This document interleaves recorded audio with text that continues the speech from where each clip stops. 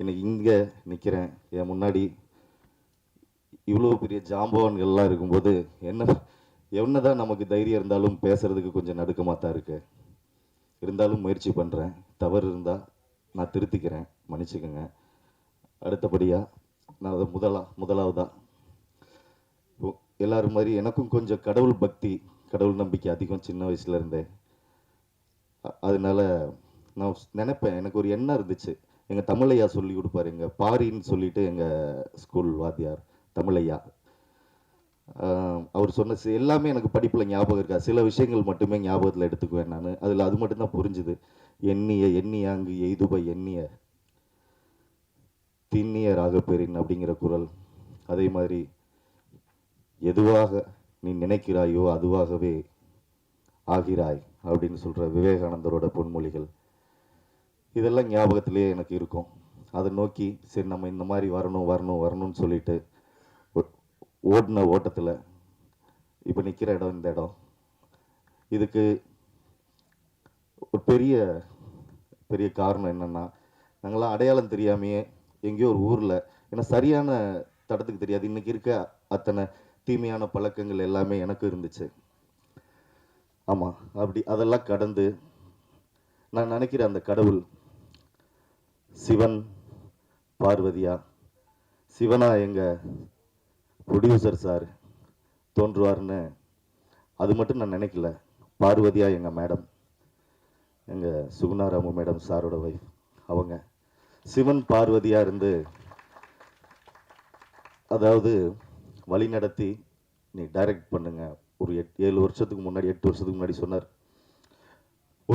ஒரு பேஷண்ட்டாக தான் அவர்கிட்ட நான் அறிமுகமானேன், எங்கள் சார்கிட்ட, ப்ரொடியூசர் சார்கிட்ட.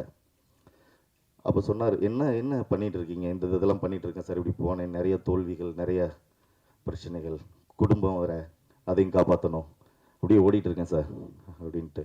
சரி ஒன்று பண்ணுவோம் ஒரு நாள், சரியா அப்படின்னு சொல்லி நான் ஞாபகம் வச்சுக்கிறேன் அப்படின்னார். அதுக்கப்புறம் தொடர்ந்து அவரை ஃபாலோ பண்ணிவிட்டு அவருக்கு தொடர்பு கொண்டுகிட்டே இருந்தேன். ஒரு நாள் வந்துச்சு. ஒன்று பண்ணுவோங்கண்ணா, ரெடி பண்ணுங்க அப்படின்னாரு. ரெடி பண்ணி கொடுத்தேன். இன்னும் கொஞ்சம் எனக்கு என்ன தோணுதுன்னா, வெறும் இது பொழுதுபோக்காக மட்டும் இல்லாமல் வாழ்க்கையில் நம்மளும் வாழ்ந்துட்டோம், நம்ம மூலமாக ஏதாவது சொல்லணும்னு நினைக்கிறேங்க, ஒரு ஸ்ட்ராங்கான ஒரு விஷயத்த சொல்லலாம் அப்படின்னு தோணுது அப்படின்னு அப்படி சொன்னார். ஓகே சார், எப்படி சார் சொல்லலாம் அப்படின்னு எனக்கு தோணுச்சு. அந்த இடத்துல கேட்டேன். அப்புறம் அவரே ஒரு ஸ்டோரி சொன்னார், இந்த மாதிரி இது இப்படி போகுது இந்த மாதிரி அப்படின்ட்டு. ரொம்ப நல்லா இருந்துச்சு. இன்னைக்கு சமூகத்துக்கு தேவையான ஒரு ஒரு ஒரு ஒரு தகவல் மெசேஜ்.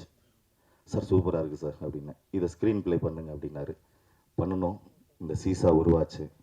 இந்த சீசாங்கிறது இப்போ நீங்கள் எல்லாம் இவ்வளோ தூரம் இங்கே வந்திருக்கிறதுக்கு என்னோட கடவுள்களான எங்கள் சார் 2 பேருக்கும் ரொம்ப நான் நன்றி கடன் பட்டிருக்கேன். அதே மாதிரி இந்த முகம் தெரியாத ஒரு நபருக்கு தன்னோட முகத்தை கொடுத்த எங்கள் தலைவன் நட்டி சார், உண்மையாலுமே யாரோ ஒருத்தன், நான் பெரிய டைரக்டர் அசிஸ்டண்டாகவும் பெரிய டைரக்டர் எங்கள் சார்லாம் இருக்காரு. நான் சார்கிட்ட எல்லாம், ஜனா வெங்கட் சார்கிட்ட எல்லாம் அசிஸ்டண்டாக ஒர்க் பண்ணல, ரொம்ப நன்றி சார். ஆனால் அவர் கூடவே அவருக்கு ஹெல்ப்பாக இருந்து எல்லா வேலையும் செஞ்சு கொடுத்துட்டு நான் கவனிப்பேன். சார் நான் இதை எடுத்துக்கிறேன், அதை செய்கிறேன் அப்படின்னு சொல்லிட்டு எல்லா உரிமையும் கொடுத்து எங்கள் நட்டி சார், அங்கே உட்காந்துருக்காங்க இன்னொரு சார் நவீன் கிருஷ்ணா சார், இவங்ககிட்ட எல்லாம் நான் உரிமையோட, அவங்க கூட எல்லாம் நான் உதவி இயக்குனராக இல்லை, அவங்க கூடவே பயணிச்சுட்டு அவங்களெல்லாம் அடிக்கடி தொடர்பு கொண்டு அவங்க படத்துல எல்லாம் இழுத்து போட்டு ஏதாவது ஒன்று தூக்கி வைக்கிறது, வேலை பார்க்கறது, என்ன பண்ணுறாங்க சார், லெஃப்ட் சொல்கிறாங்க, ரைட்டு சொல்கிறாங்க, அங்கே சொல்கிறாங்க, டாப் ஆங்கிள் சொல்கிறாங்க, லோ ஆங்கிள் சொல்கிறாங்க, இது எல்லாத்தையும் பார்த்துட்டு கவனிப்பேன். ஆனால் அவங்க அந்த உரிமை எனக்கு கொடுத்தாங்க. ஒரு அசன் டைரக்டர் இல்லாட்டி கூட குணவா அப்படின்னு ரொம்ப ரெஸ்பெக்டாக என்னை எல்லாம் கொடுத்தாங்க. அதே மாதிரி மிருகம் சாமி சார், இவங்கெல்லாம் நான் உதவி இயக்குனராக எந்த படத்துலையும் ஒர்க் பண்ணல, எல்லா படத்துலையும் நடிக்கிறதுக்கு தான் போனேன். ஆனால் நடிக்க போகிறதுல அது ஒரு காரணமாக வச்சுக்குவேன். நான் போயிட்டு அங்கே நல்லா கவனிக்கணும் அப்படிங்கிறத. அது அப்படி வந்தவன் இப்படி யாரோ ஒருத்தனுக்கு ஏன் நம்ம செய்யணும் அப்படிங்கிற எண்ணம் இல்லாமல் ரொம்ப எப்படி சொல்கிறது, அதாவது ஒவ்வொருத்தவங்களும் வாழ்க்கையில் நிறையா சொல்லுவாங்க, மோசமான மனிதர்கள் இந்த உலகத்தில் ரொம்ப ஜாக்கிரதையாக இருக்கணும் அப்படி இப்படிலாம் பேசுவாங்க. நான் வேகமாக பேசிடுறேங்க, சொல்ல வேண்டிய கடமை அதனால சொல்லிட்டு இருக்கேன். மோசமான மனிதர்கள் நிறையா இருக்காங்க, கவனமாக இருக்கணும்ன்ட்டு. ஆனால் தேடுனா தங்கமும் வைரமும் முத்தும் கிடைக்கும் அப்படிங்கிறதுல நான் தேடி கண்டுபிடிச்ச என்னோட தங்கம் வைரம் முத்து எல்லாமே இங்கே உட்காந்துருக்கு. என்னோட வைரம் என்னோட நட்டி சார். அப்பா அவரை பார்க்கும்போது எங்கள் ஸ்கூலில் வந்து கேஎஸ் வாதியார்னு ஒருத்தர் இருப்பார். அவருக்கு பார்த்தாலே பயமாக இருக்கும். அவர் நடந்தாலே பயம், அவர் பார்த்தாலே பயம். நாங்களாம் நடுங்குவோம் அவர் வந்தாலே, அந்த அளவுக்கு இருக்கும். சாரை பார்க்கும்போது எனக்கு வந்து அந்த முகத்தில் வந்து எந்த படத்துலையும் சார் அழுது நடித்த மாதிரி எனக்கு தெரியலையா. சார் அப்படியே கம்பீரமாகவே பார்த்துட்டோம், நம்ம கம்பீரமாகவே பார்த்துட்டோம். அப்படிங்கும்போது எனக்கு சார் இருக்கும்போது மட்டும் பேசுறதுக்கு வரவே வராது. சார்கிட்ட போய் உட்காந்துன்னா திக்குவேன் நான். அந்த மாதிரி எனக்கு இருக்கும் சார்கிட்ட. அது என்னமோ தெரியல, கமல் சார் சொல்ற மாதிரி என்ன மாயமோ தெரியலங்கிற மாதிரி அவரு இப்ப கூட அவரை பார்த்தாங்க நின்னுக்குது. இங்கிட்டு நின்று பேசும்போது நல்லா இருக்கு. உண்மையாலுமே சொல்றேன், ஒரு மனித நேயமிக்க மனிதர், சாதாரண ஒரு பையன். இவனுக்கு ஏன் செய்யணும்? பணம் அவருக்கு நிறைய அவருக்கு கொடுக்குறாங்க. பெரிய பெரிய படங்கள்ல எல்லாம் வாய்ப்பு இருக்கு. பெரிய பெரிய படங்கள்ல எல்லாம் அவரை வந்து நல்ல ரெஸ்பெக்ட் பண்ணி நல்ல பொசிஷன்ல வச்சு பாதுகாப்பா கேரவன்ல வச்சு பார்த்துக்குவாங்க. அந்த அளவுக்கு அவருக்கு வந்து இன்னைக்கு வந்து மார்க்கெட் இருக்கு. அப்படி ஒரு மனுஷன் பண்றேன்பா உனக்காக பண்றேன் டைரக்டரேன்னு என்ன கூப்பிட்டாரு. ஐயோ எனக்கு தூக்கி வாரி போட்டுருச்சு. டைரக்டர் அவருக்கு என்னடா இது அப்படின்ட்டு எனக்கு அப்படியே என்னமோ பறப்புங்க. இந்த சினிமாவில் நம்ம சிஜியில் சங்கர் சார் காமிக்கிற மாதிரி பறக்க ஆரம்பிச்சிருச்சு. டைரக்டரே அப்படின்னாரு. எப்பா இன்னமும் என் காதில் வந்து அது மொத்த தாட்டி என்ன டைரக்டர்னு கூப்பிட்ட, டைரக்டரே அப்படின்னு கூப்பிட்ட ஒரு நபர். என்னால் சொல்ல வார்த்தைகள் இல்லை. அந்த அளவுக்கு எனக்கு இப்போ கூட எனக்கு என்னென்னமோ பண்ணுது நெஞ்சுக்குள்ள இங்கே நிற்கும் போதே. அந்த அளவுக்கு நான் நட்டி சாரோட பார்க்கறதுக்கு முன்னாடி இவர் ஒரு நல்ல நடிகர், சூப்பராக நடிகர், பக்காவாக பேசுகிற, டயலாக் டெலிவரி பயங்கரமாக இருக்குது அப்படின்ட்டு. ஆனால் பார்த்ததுக்கு அப்புறம் பார்த்தா இப்படியெல்லாம் மனுஷங்க இருப்பாங்களா அப்படின்னு சொல்லிட்டு உரிமை எடுத்து பேசுவார் நிறையா. அது அந்த இதெல்லாம் எல்லாமே நல்லா இருக்கும், ஸ்வீட்டாக இருக்கும் அவரோட ஒவ்வொரு நடவடிக்கைகளும். இந்த படத்தில் அவரை நான் இயக்குனேன் அப்படிங்கிறது எனக்கு ரொம்ப பெருமையாக இருக்குது. ரொம்ப ரொம்ப ரொம்ப நன்றி sir. Thank you sir, thank you so much. சொல்ல வார்த்தைகள் இல்லை சார். நன்றி சார். அதே மாதிரி ஒவ்வொருத்தவங்களும் இந்த படத்துல இருக்க எல்லாருமே ரொம்ப ரொம்ப முக்கியம். அப்படி என்னோட இந்த முதல் பயணம் வந்து எனக்கு அவ்வளோ அனுபவங்களை கொடுத்துச்சு. நண்பர் அன்பு தம்பி நிஷாந்த் ரூஷோ ஒரு டெடிகேட்டிவான ஆர்டிஸ்ட்.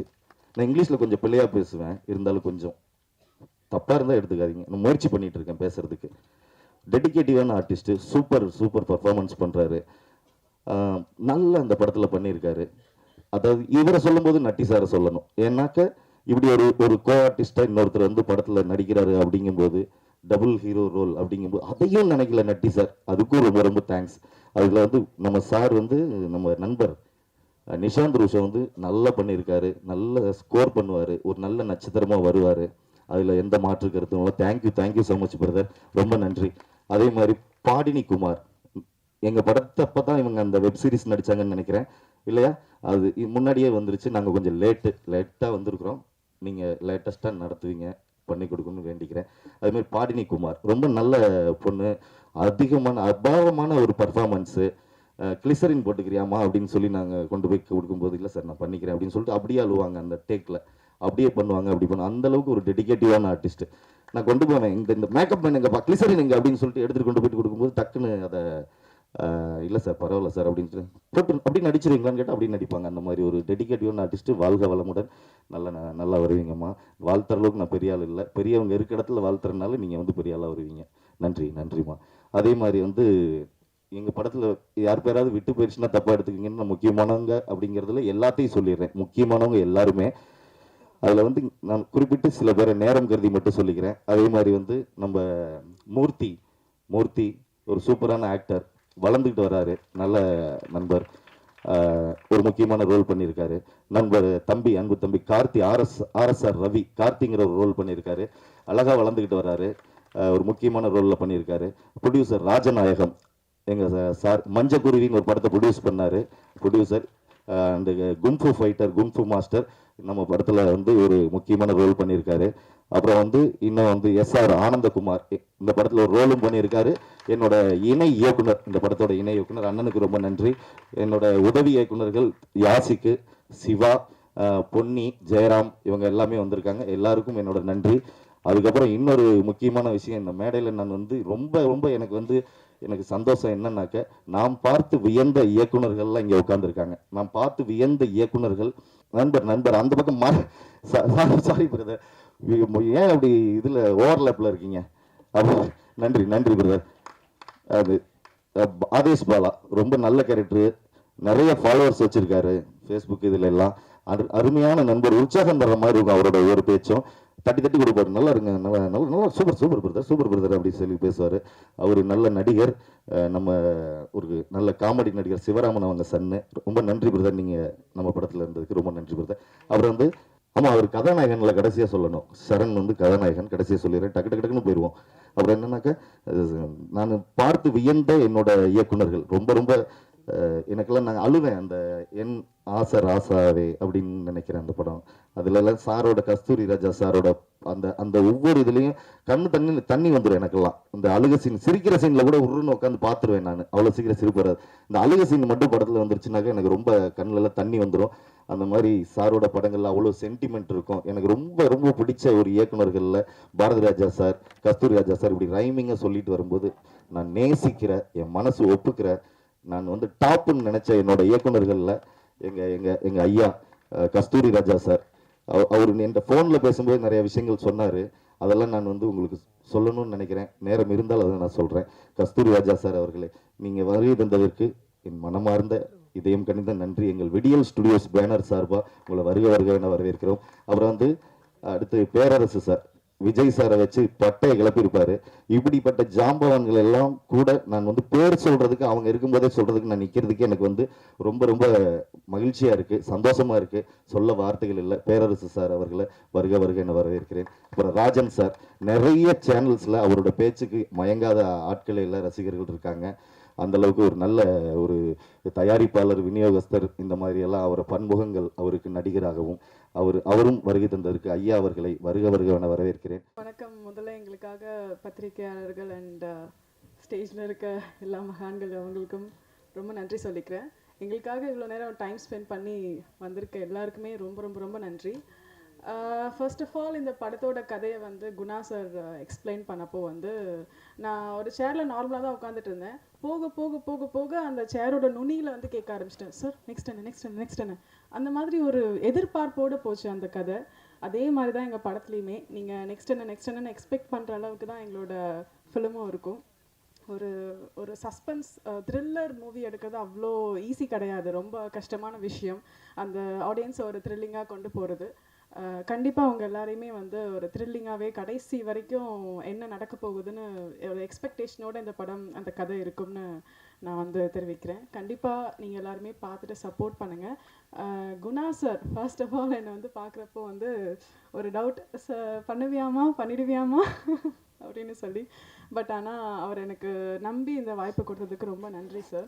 அண்ட் ப்ரொடியூசர் சார், இந்த பொண்ணை போடலாமா, ஓகே போடலாம் பண்ணிடுவாங்க அப்படின்ற ஒரு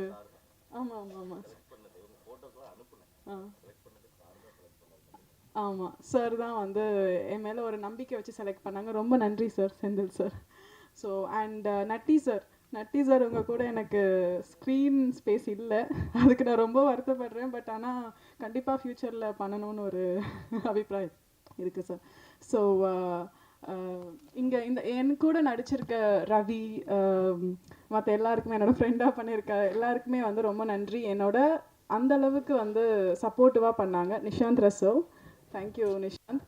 ரொம்ப சப்போர்ட்டிவான ஒரு கோஆக்டர். எனக்கு எது பண்ணாலுமே வந்து ரொம்ப ஒரு கோஆர்டினேஷனோட பண்ணணும் அப்படின்னு நினைக்கிற ஒரு கோஆக்டர். தேங்க்யூ நிஷாந்த் அந்தளவுக்கு. ஸோ கண்டிப்பாக சப்போர்ட் பண்ணுங்கள்.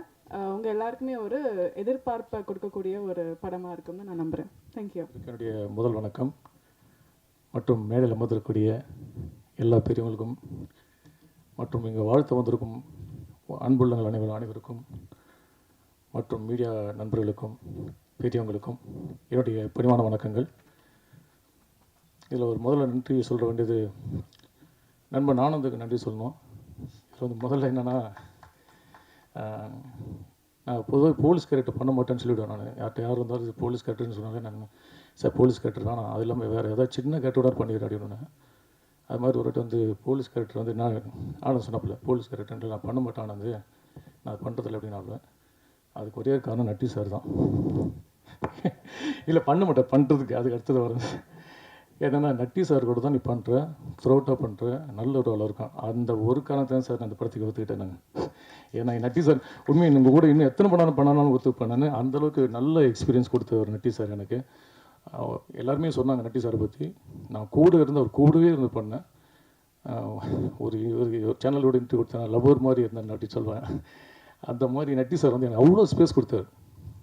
நான் அவர் பண்ணும்போது நிறைய இம்ப்ரூவைசேஷன் பண்ணார். சில பெரிய நடிகர்களோட பண்ணும்போது நம்மளுக்கு கொஞ்சம் ஒரு பயம் ஒன்று இருக்கும், ஐயோ என்ன சொல்லுவாங்களோ ஏது சொல்லுவாங்க. ஆனால் அவர் கூட பண்ணும்போது எதுவுமே எனக்கு இல்லை. Sir I love you sir again. நன்றி சார், தேங்க்யூ. இது இன்னொரு விஷயம், சின்ன ஒரு விஷயம் ஷேர் பண்ணிக்கிறேன். நான் வந்து முதல் முறை ஆஃபீஸ்க்கு வரும்போது குணா சார் இருந்தார், அக்கறை பாலு சார் இருந்தாங்க. வந்து நண்பன் வந்து இன்ட்ரோடியூஸ் பண்ணாப்புல. அப்போ லைட்டாக கொஞ்சம் தொப்பு இருந்தது. இவர் தான் இன்ஸ்பெக்டர் கேரக்டருக்கு பண்ணுறாங்க, எஸ்ஐ கேரக்டர் பண்ணாங்க. அவங்க வேறு வேறு டிசைன்லாம் பார்த்து வச்சுருந்தாங்க. இவர் நாங்கள் லைட்டாக தொப்பாக்கி இப்போயும் இருக்கார், இவர் எப்படிங்க அப்படின்னாங்க. இது அப்புறம் கீழே வந்து ஆனந்த் வந்து சொன்னான், நண்பா இது மாதிரி தொப்பை இருக்குது, இது மாதிரி ஃபீல் பண்ணுறாங்க, ஷூட்டிங்க்கு இன்னும் ஒரு 7 நாள் தான் சார் இருக்குது, ஆக்சுவலாக இன்னும் 7 நாள் தான் இருக்குது, எப்படி அப்படின்னாரு.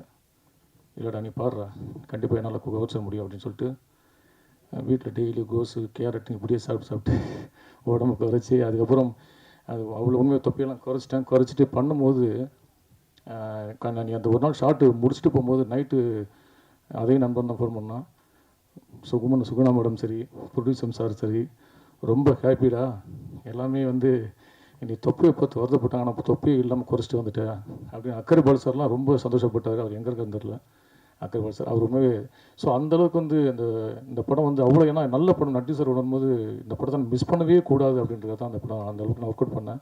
ஒரு நடிகனுக்குரிய கடமை தான் இது, நான் ஒன்றும் பெருசான ஒன்றும் பண்ணல. ஒரு நடிகன் அந்த கேரக்டரை நம்ம மாறுறதுக்கு நம்ம சின்ன விஷயம் எடுத்துக்கணும், அந்த விஷயம் தான் பண்ணேன். நன்றி சார், டைரக்டர் குணா சாருக்கு என்னுடைய ரொம்ப நன்றி. எனக்கு பல வருட நண்பர் குணா சார். அவர் சொன்ன மாதிரி ஃபேஸ்புக்கில் ஒரு காலத்தில் ஃபேஸ்புக்கிலலாம் ஏன்டா ஃபோட்டோ போடுறேன்னு கேட்டுட்டு இருந்தாங்க. இன்றைக்கி நம்மள மாதிரி நிறைய பேர் ஃபோட்டோ போட ஆரம்பிச்சிட்டாங்க.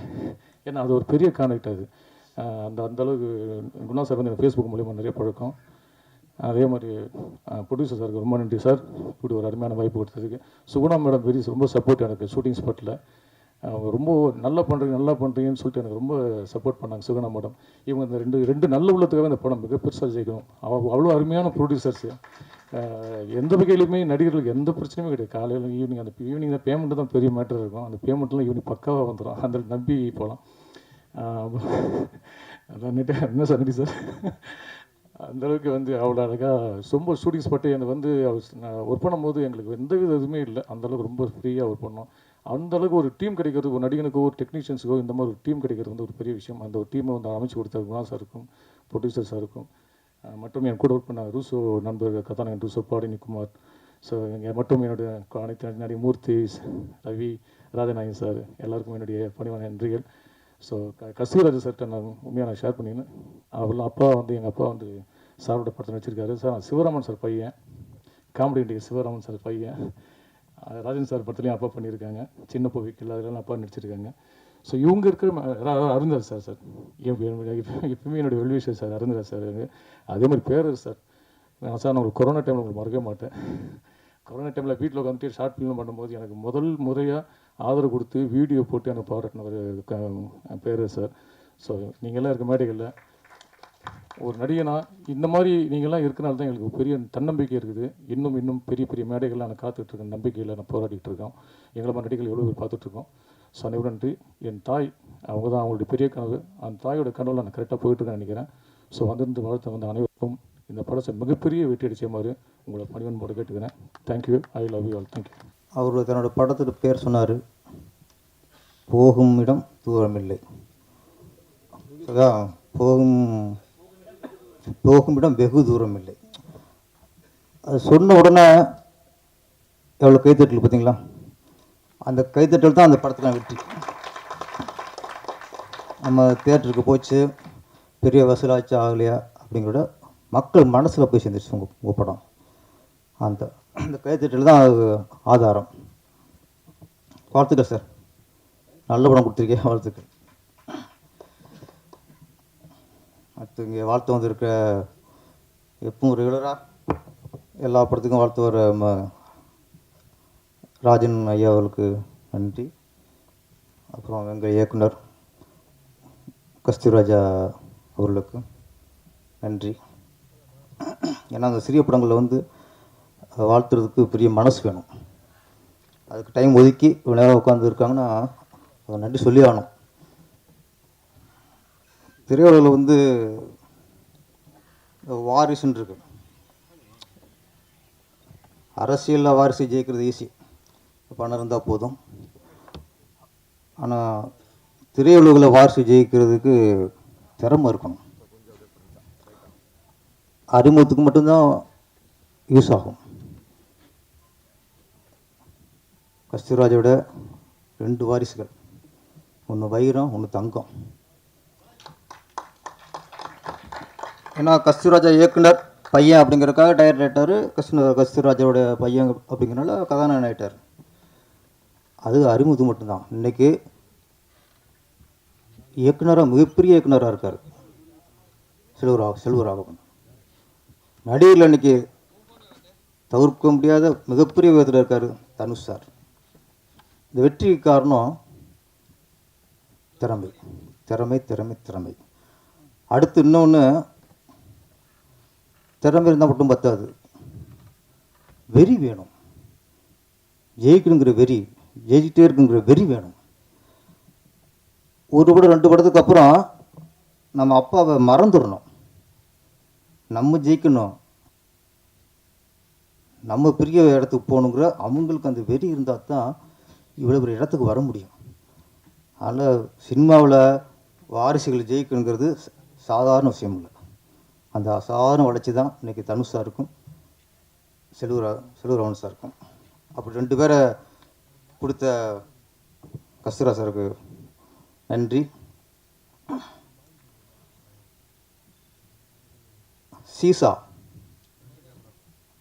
சீசானா மீனிங் எல்லாருக்கும் தெரியும். இந்த விளையாட்டும்பாங்கள, பார்க்கெலாம் பார்த்துருப்பீங்க. இந்த பக்கம் ஒரு குழந்தை, அந்த பக்கம் ஒரு குழந்தை இருக்கும். ஏற்று இறக்கு ஒன்று விளையாட்டு. அது விளையாட்டுலேயே சிறந்த விளையாட்டு சீசா. ஏன்னா மற்ற விளையாட்டுலாம்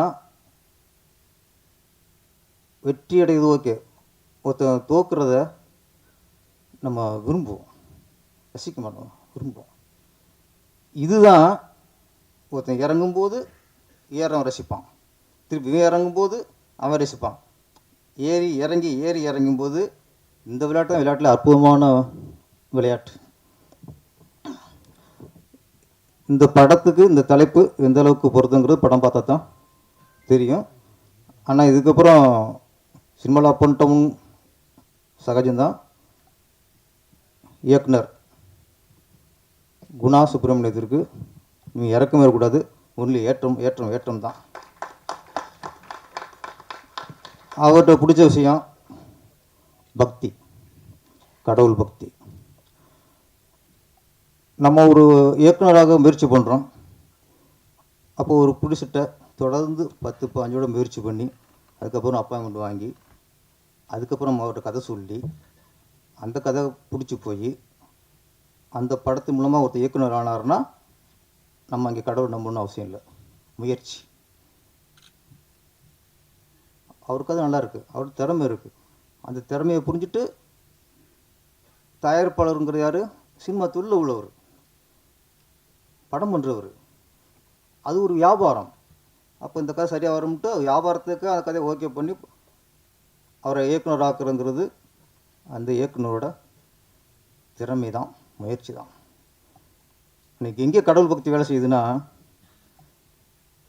இங்கே இருக்க தயாரிப்பாளர் டாக்டர் செந்தில்வேலனும் அவர் திரைப்பட தயாரிப்பாளர் அல்ல, அவர் தொழில் டாக்டர்.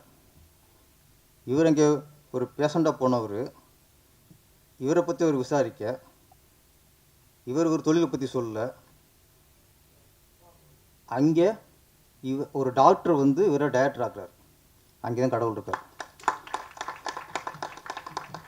அது முயற்சி, திறமைக்கலாம் அடுத்த விஷயம். அப்போ அங்கே கடவுளை நம்பி ஆகணும். இன்னும் நல்லா சொன்னார், செந்தில்வேலன் எனக்கு சிவன், சூனா மேடம் எனக்கு சக்தி. நம்ம சாமியை வந்து கோயிலில் தேடணும் அவசியம் இல்லை, அங்கே போய் சிலையில் பார்க்கணும் அவசியம் இல்லை. தக்க சமயத்தில் நம்ம வாழ்க்கையில் யார் உதவி பண்ணுறாங்களோ அவங்க தான் கடவுள். அங்கே கடவுளுக்கு உருவம் இருக்குது. இப்போ இயக்குனர் குணா சுப்பிரமணியத்தை பொறுத்த வரைக்கும் சிவனோட உருவம் நம்ம லிங்கமா அதெல்லாம் இல்லை, செந்தில் வேலன் தான். சக்தியின் உருவம் சூனா மேடம் தான். என்னைக்கு ஒருத்தர் நமக்கு உதவி செஞ்சவரை தெய்வம் நினைக்கிறாங்களோ அவங்களோ உயர்ந்த மணி யாருமே இல்லை சார். இங்கே குணா சுப்பிரமணியங்கிறது அவர் இயக்குனர் அப்படிங்கிறத விட முதல்ல ஒரு நன்றியுள்ள மனிதராக இருக்கார். அந்த அந்த நல்ல உள்ளமே நம்மளுக்கு வெற்றிக்கு வழிவகுத்துரும். அப்புறம் தயாரிப்பாளர் வெற்றி வேலன், செந்தில் வேலன், அவர் மருத்துவர் இருந்தால் கூட அவருக்குள்ள ஒரு கலைஞர் இருந்திருக்காரு, அவருக்குள்ள கதாசிரியர் இருந்திருக்கிறாரு சார். நம்மளை பொறுத்து எல்லாருக்குள்ளேயும் ஒரு கதை இருக்குது சார். எல்லா மனிதருக்குள்ளேயும் ஒரு ஒரு பிரச்சனை இருக்கும், ஒரு கதை இருக்கும். அது அவங்களுக்கு கதையாக தெரியாது. ஹோட்டலில் ஒர்க் பண்ணுறவங்களுக்குள்ள ஒரு கதை இருக்கும், குப்பை எழுறாங்களா அவங்களுக்குள்ள ஒரு கதை இருக்கும், துணிக்கடை ஒர்க் பண்ணுறவங்கள ஒரு கதை இருக்கும். எல்லாருக்குள்ளேயும் ஒரு கதை இருக்கும். நம்மள என்ன நினைக்கிறோம், அது கதையை நினைக்கிறது இல்லை, நம்ம பிரச்சனை நினைக்கிறது. எனக்கு இந்த பிரச்சனை, எனக்கு தங்கச்சியால் பிரச்சனை, எனக்கு மச்சானால பிரச்சனை, எனக்கு பார்ட்னரால் பிரச்சனை. எல்லாருமே நமக்குள்ள கதையை பிரச்சனை சொல்லிட்டு இருக்கோம். ஆனால் டாக்டர் தான் அவருக்குள்ள பிரச்சனையை கதையாக சொல்லியிருக்கார். அப்போ நம்ம பிரச்சனையாக இல்லாமல் அதை கதையை பார்த்தாலே அதை ரசிச்சிடுவோம், நம்ம டெவலப் பண்ணுவோம் கதையை. அப்போ நமக்குள்ள பிரச்சனையை அதை நீ கதையை நினச்சி பாருங்கள், இது இப்படி போனால் இப்படி இருக்கும், இப்படி போனால் இப்படி நினச்சி பார்த்தாலே அங்கேயே நம்மளுக்கு இந்த மன அழுத்தம் போய் தேவையில்லாத ஒரு மன உளைச்சல் பிரச்சனை அதெல்லாம் போய் ஈஸியாயிரும். நீங்கள் இந்த மேடை கற்றுக்கிட்டது நட்டி சார், எந்த பிரச்சனை சரி இது ஒரு கதை அப்படின்னு கதையாக உருவாக்கிட்டா முடிஞ்சு போச்சு, பிரச்சனை ரொம்ப சால்வ் ஆயிரும். அதனால் ஒரு நல்ல கதாசிரியர் நம்ம திரையுலகம் கிடச்சிருக்காரு. கதாசிரியர் மட்டும் இல்லை, பாடலாசிரியர். இப்போ நான்லாம் பாட்டு எழுதுனேன். நான் ஒரு 5 வருஷம் இப்போ ஃபீல்டில் இருந்து அப்புறம் கம்போசிங் போகும்போது அந்த டியூனை கேட்டுட்டு நானாக சில இப்போ டம்மியா வாரிலாம் போட்டு ட்ரெயினப் பண்ணி தான் நான் டயர்ட் ஆனதுக்கப்புறம் என் படத்தில் பாட்டு எழுதினேன். அது ரொம்ப ஈஸி. நம்ம இடத்துக்கு நம்ம எழுதுறதுலாம் ரொம்ப ஈஸி. அடுத்தவங்க கொடுக்குறத நம்ம அதுவும் திறமையான மற்றவங்க திறமை நம்மளுக்கு டெவலப் பண்ணிக்கிறது தானே. ஆனால் எடுத்த உடனே கதை, அடுத்து பாடல். சார் பாடல் கதை எழுதுறது கூட ஈஸி சார், ஆனால் பாடல் எழுதுறது ரொம்ப கஷ்டம். அது எழுதுறது தெரியும். அதுவும் இப்போ உள்ள மியூசிக் அவங்க போகிற டியூனுக்கு வார்த்தையை போட்டு ரொம்ப கஷ்டம். அப்போல்லாம் கொஞ்சம் இழுப்பாங்க, அப்படியே வார்த்தை போட்டுருவான். போவோமா ஊர்கோலம் விழுந்துருவான். இப்போ அப்படி இல்லையா, டட்டக்கு டக்கு டட்டக்கு டக்கு எங்கிட்ட வார்த்தை தர்றது. ஒரு வார்த்தையை மடக்கி கரிச்சி மடித்து பேண்டுக்கு வைக்கிற மாதிரி இருக்கு. இப்போ அப்போல்லாம் அப்பல கரிச்சி பயணம் பண்ணுற மாதிரி. அப்போ இந்த சூழலில் இப்போ உள்ள மியூசிக் டைரக்டருக்கு பாட்டு எழுதுறது மிகப்பெரிய சவால். அந்த சவாலில் ஃபஸ்ட்டு வெற்றி அடைஞ்சிட்டாரு நம்ம ப்ரொடியூசர். அதில் ஒரு வரி சூப்பர் வரிங்க, இந்த பூவுலகத்தில் முதல் தலைவன் தமிழன் தான். இந்த பூமியிலே முதல் தலைவன் முதல் மனிதனும் தமிழன் தான். ஆனால் நம்ம பெரும்பேசிட்டு கொண்டிதான் நாங்கள் தான் ஆதி தமிழன், நாங்கள் தான் மூத்த தமிழன் எல்லாம் நம்ம சொல்லிக்க வேண்டிதான், மற்ற சொல்ல மாட்டான். நம்ம பெருமையை நம்ம சொல்ல வேறு யார் சொல்கிறது? அப்போ உண்மையை திருப்பி சொல்லிட்டு இருந்தால் தான் நமக்கே ஓஹோ நம்ம தான் மூத்த குடிமகனும் அப்படின்னு ஞாபகத்துக்கு இருந்துகிட்டு இருக்கோம். அது நல்ல வார்த்தை போட்டார். முதல் மனிதன் சொல்ல முதல் தலைவன் தமிழன் தான், உலகத்திலே மிக சிறந்த தலைவன். அது தமிழனுக்கு தமிழன் நம்மளா தலைவன் நடிச்சு கொண்டிதான் என்ன. அது ஒரு உற்சாகம் தானே, ஒரு நல்ல வார்த்தை. டக்குனு இவ்வளோ வரியில் அந்த வார்த்தை வந்து இன்றைக்கி மனசில் அப்படியே பதிஞ்சிருச்சு. அப்புறம் இந்த படத்தோட கதாநாயகன் நட்டி அவர்கள், அவரை பற்றி சொல்லணும்னா, இப்போ விஜய் சார் வந்து அரசியலுக்கு வந்துருக்கிறாரு. இன்றைக்கி சம்பளம் 150 கோடி 200 கோடி சொல்கிறாங்க. அந்த அவ்வளோ பெரிய அமௌண்ட்லாம் விட்டுட்டு அவ்வளோ பெரிய வருமானத்தை விட்டுட்டு இன்றைக்கி முழுக்க முழுக்க அரசியலுக்கு வந்துட்டார். எப்படி விஜய் சார் அவ்வளோ பெரிய வருமானத்தை விட்டுட்டு அரசியலுக்கு வந்தாரோ அதே மாதிரி சார் நட்டியும் அக்கா நட்டி அரசியல் வந்து என்ன சொல்லிடுறாதீங்க. ஆமாம், இது தலைப்பு ரெடி ஆயிடுச்சு, ஹெட்டிங் ரெடி ஆயிடுச்சு. அவர் கேமராமேனா இன்னைக்கு இறங்கினாருன்னா பல கோடி சார். இன்னைக்கும் இந்தி படங்களில் இன்னைக்கும் அவ்வளோ எதுவும் இருக்காங்க, கூப்பிட்டு இருக்காங்க. அவர் பொழைக்க தெரியாத மனுஷன் வருதுல கொடி கொடியாக வருதுல வாங்கி கல்லா கட்டாமல் இந்த நடிப்புங்கிறதுல அவருக்கு ஒரு அவ்வளோ ஒரு ஆர்வம். அதில் ஒரு ஒரு அதில் கண்டிப்பாக லவ் பண்ணுறாரு. அப்போ இந்த படத்துக்கு நீங்கள் கேமராமேனா உங்களுக்கு 5 கோடி சம்பளம், இந்த படத்தில் ஹீரோவானா உங்களுக்கு 50 லட்சம் சம்பளம், 5 கோடி தூக்கி போட்டுவார். நீ 50 லட்சம் 5 லட்சம் தெரியா வாரா ஹீரோயா. மனுஷனுக்கு நானும் யோசிப்பேன், என்னன்னா இவ்வளோ ஆஃபர் இருக்குது, இவர் இந்த நடிப்பில் அவ்வளோ ஒரு ஈர்ப்பாக இருக்காரு அப்படின்னா நமக்கு எது பிடிக்குதோ, நம்ம மனசு எது விரும்புதோ, நம்ம எதை செஞ்சால் அவங்க மனசுக்கு ஆத்ம திருப்தி இருக்குதோ அங்கே பணத்தையே பார்க்கக்கூடாது சார். அதுதான் வாழ்க்கை. பணத்துக்காக போயிட்டு இருந்தோம்னா நாளைக்கு இந்த இது கிடைக்காது, இந்த சந்தோஷம் கிடைக்காது, இந்த நிம்மதி கிடைக்காது. அப்போ குழந்தையா இருக்கும்போது அது என்னத்தை இது விரும்புதோ அதை கொடுத்தா தான் அது சந்தோஷம். அன்னைக்கு விரும்புகிறத 20 வருஷம் கொடுத்தா சாப்பிடுமா? குழந்தையா இருக்கும்போது அதுக்கு ஸ்வீட் பிடிக்கும், லட்டு கேட்கும், சிலேபி கேட்கும், எல்லாம் கேட்கும். ஆப்பிள் சேர்க்கணும் சுகர் வந்துடும். சுகர் வரும்போது சிலேபி கொடுனா தூக்கி எரிஞ்சிடுவாங்க. அப்போ அந்தந்த நேரத்தில் என்னென்ன கிடைக்குதோ, எது மனசுக்கு பிடிக்குதோ அங்கே லாபம் நஷ்டம் பார்க்காம மனசுக்காக வாழ வேண்டும். மனசுக்காக வேண்டும். எனக்கு தெரியும் நட்டி சார் இந்த ஒரு 5 வருஷத்தில் அவர் எத்தனை கோடி இழந்திருப்பார்னு எனக்கு தெரியும்.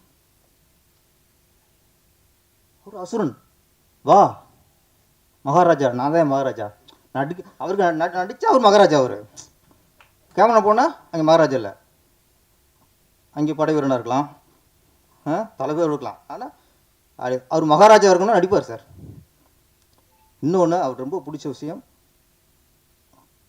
பெரிய டைரக்டரு, சின்ன டைரக்டரு, பெரிய ப்ரொடியூசரு, சின்ன ப்ரொடியூசரு இந்த தராதரமும் பார்க்க மாட்டார். கதை நல்லா இருக்கா? இன்னொன்று அவர் ஒரு இயக்குனருக்கு கால்ஷீட் கொடுக்குறாருன்னா கதைக்காக மட்டும் கொடுக்க மாட்டார். கதை சொல்லும்போதே அந்த டேரக்டரோட குணத்தை பார்த்துருவார் ஃபஸ்ட்டு.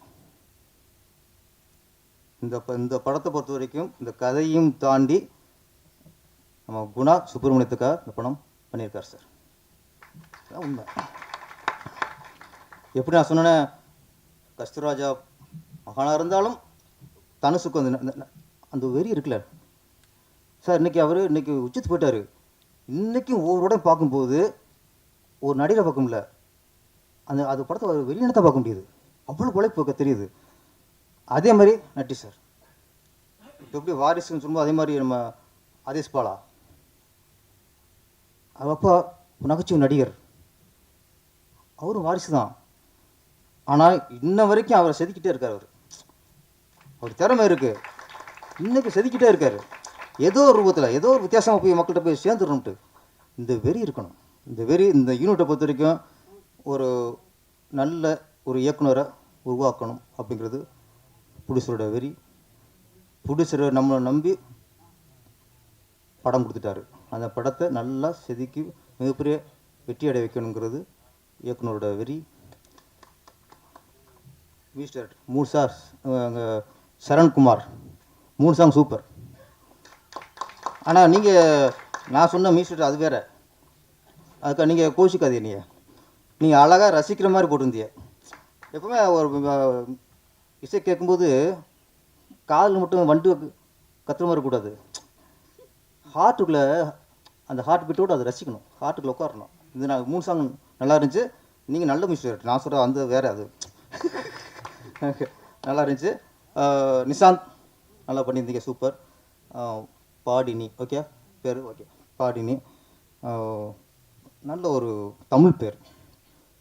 பாடுனி அப்படிங்கிறது வேற, பாடினிங்கிறது வேற. என்ன, பாடுனின்னா அது பாடலாயிரும், பாடினா கவிஞராயிரும். இவ்வளோ வித்தியாசம் தானே? ஆமாம், இவங்க வந்து ஒரு கவிதையை தான் பேரை வச்சுருக்காங்க பாடினின்ட்டு.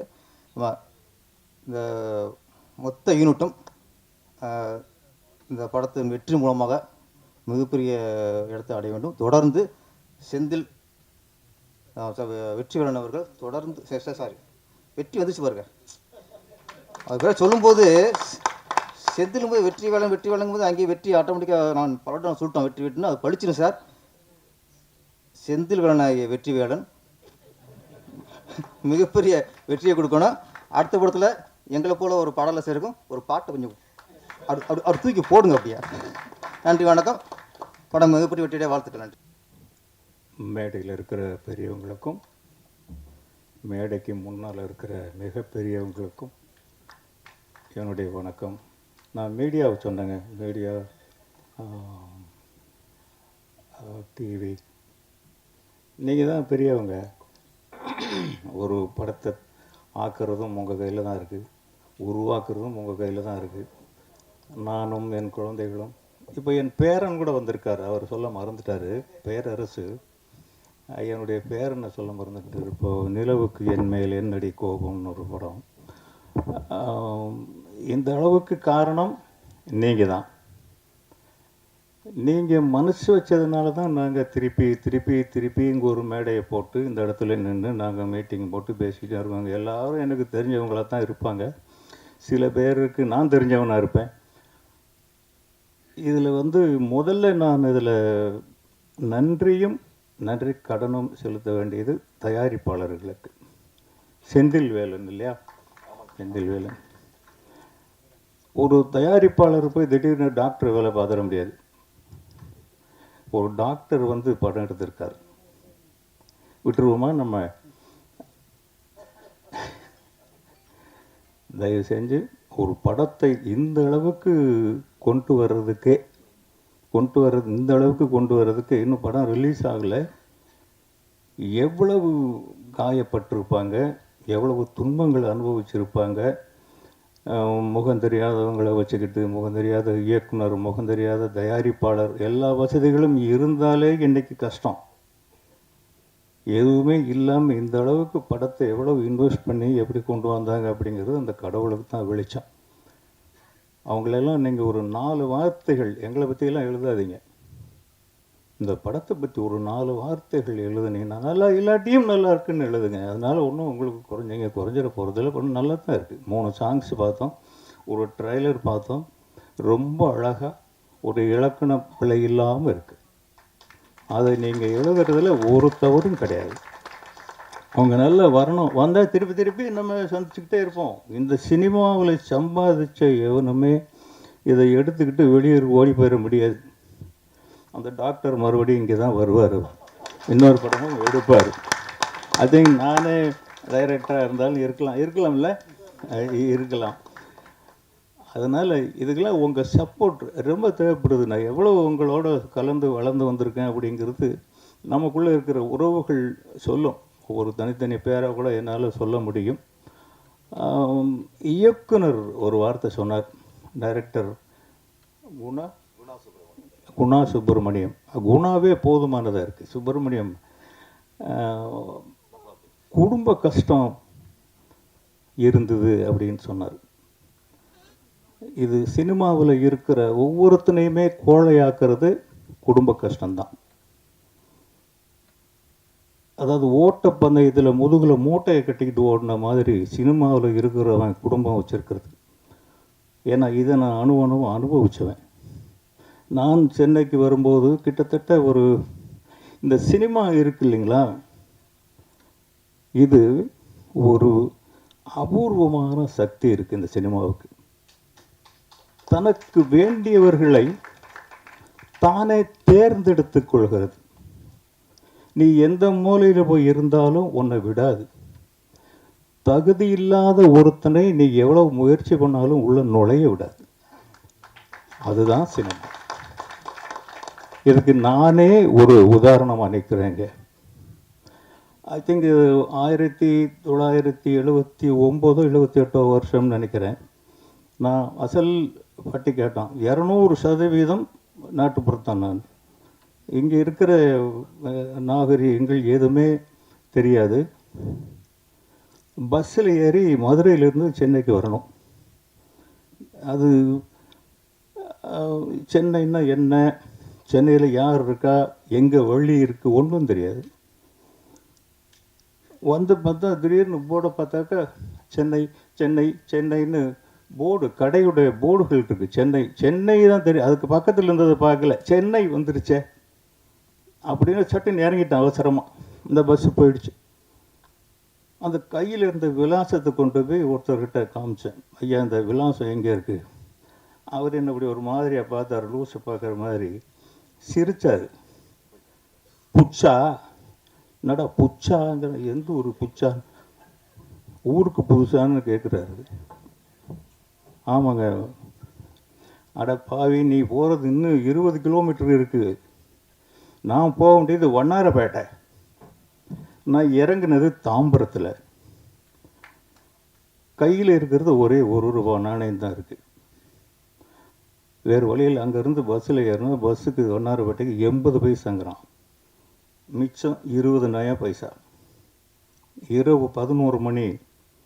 இப்போ கொஞ்ச நாளைக்கு முன்னாடி மழை பெஞ்சுது, அந்த மாதிரி மழை பெஞ்சிக்கிட்டே இருக்குது. டக்கு நேரங்கன்னா உப்புன்னு கண்ணு முன்னாடி திருப்பதி கோயில் மாதிரி வெளிச்சம். என்னடா இது அப்படின்னு பார்த்தா மகாராணி தியேட்டர். பாருங்க எவ்வளோ பெரிய சிக்னல் கிடச்சிருக்குன்னு. முதல் படி எடுத்து வச்ச உடனே கண் முன்னாடி மகாராணி தியேட்டர்னு நிற்குது. அந்த விலாசத்தை காட்டிக்கிட்டு, அப்போ நான் ரொம்ப ஒல்லியாக இருப்பேன். ஒரு குச்சிக்கு துண்டி போட்ட மாதிரி தான். இதை விட டபுள் கருப்பாக இருப்பேன். இப்போவும் கருப்பு தான். அப்போ என் மனைவி எப்படி தான் என்னை கல்யாணம் பண்ணிக்கிட்டாங்களோ தெரியல எனக்கு. அந்த மலையில் நனைஞ்சிக்கிட்டே அந்த விசாரிச்சுக்கிட்டு அந்த விலாசத்தை போயிட்டுருக்கிறேன். திருப்பி பார்த்தாக்க மறுபடியும் மகாராணி தியேட்டரே வருது. 2வது சிக்னல். என்னடா மறுபடியும் இதே தியேட்டர் வருதே. வந்த வழியை திருப்பி விசாரிச்சுட்டே போகிறேன். திருப்பி நான் போகிற விலாசம் வரல, மறுபடியும் மகாராணி தியேட்டரே வருது.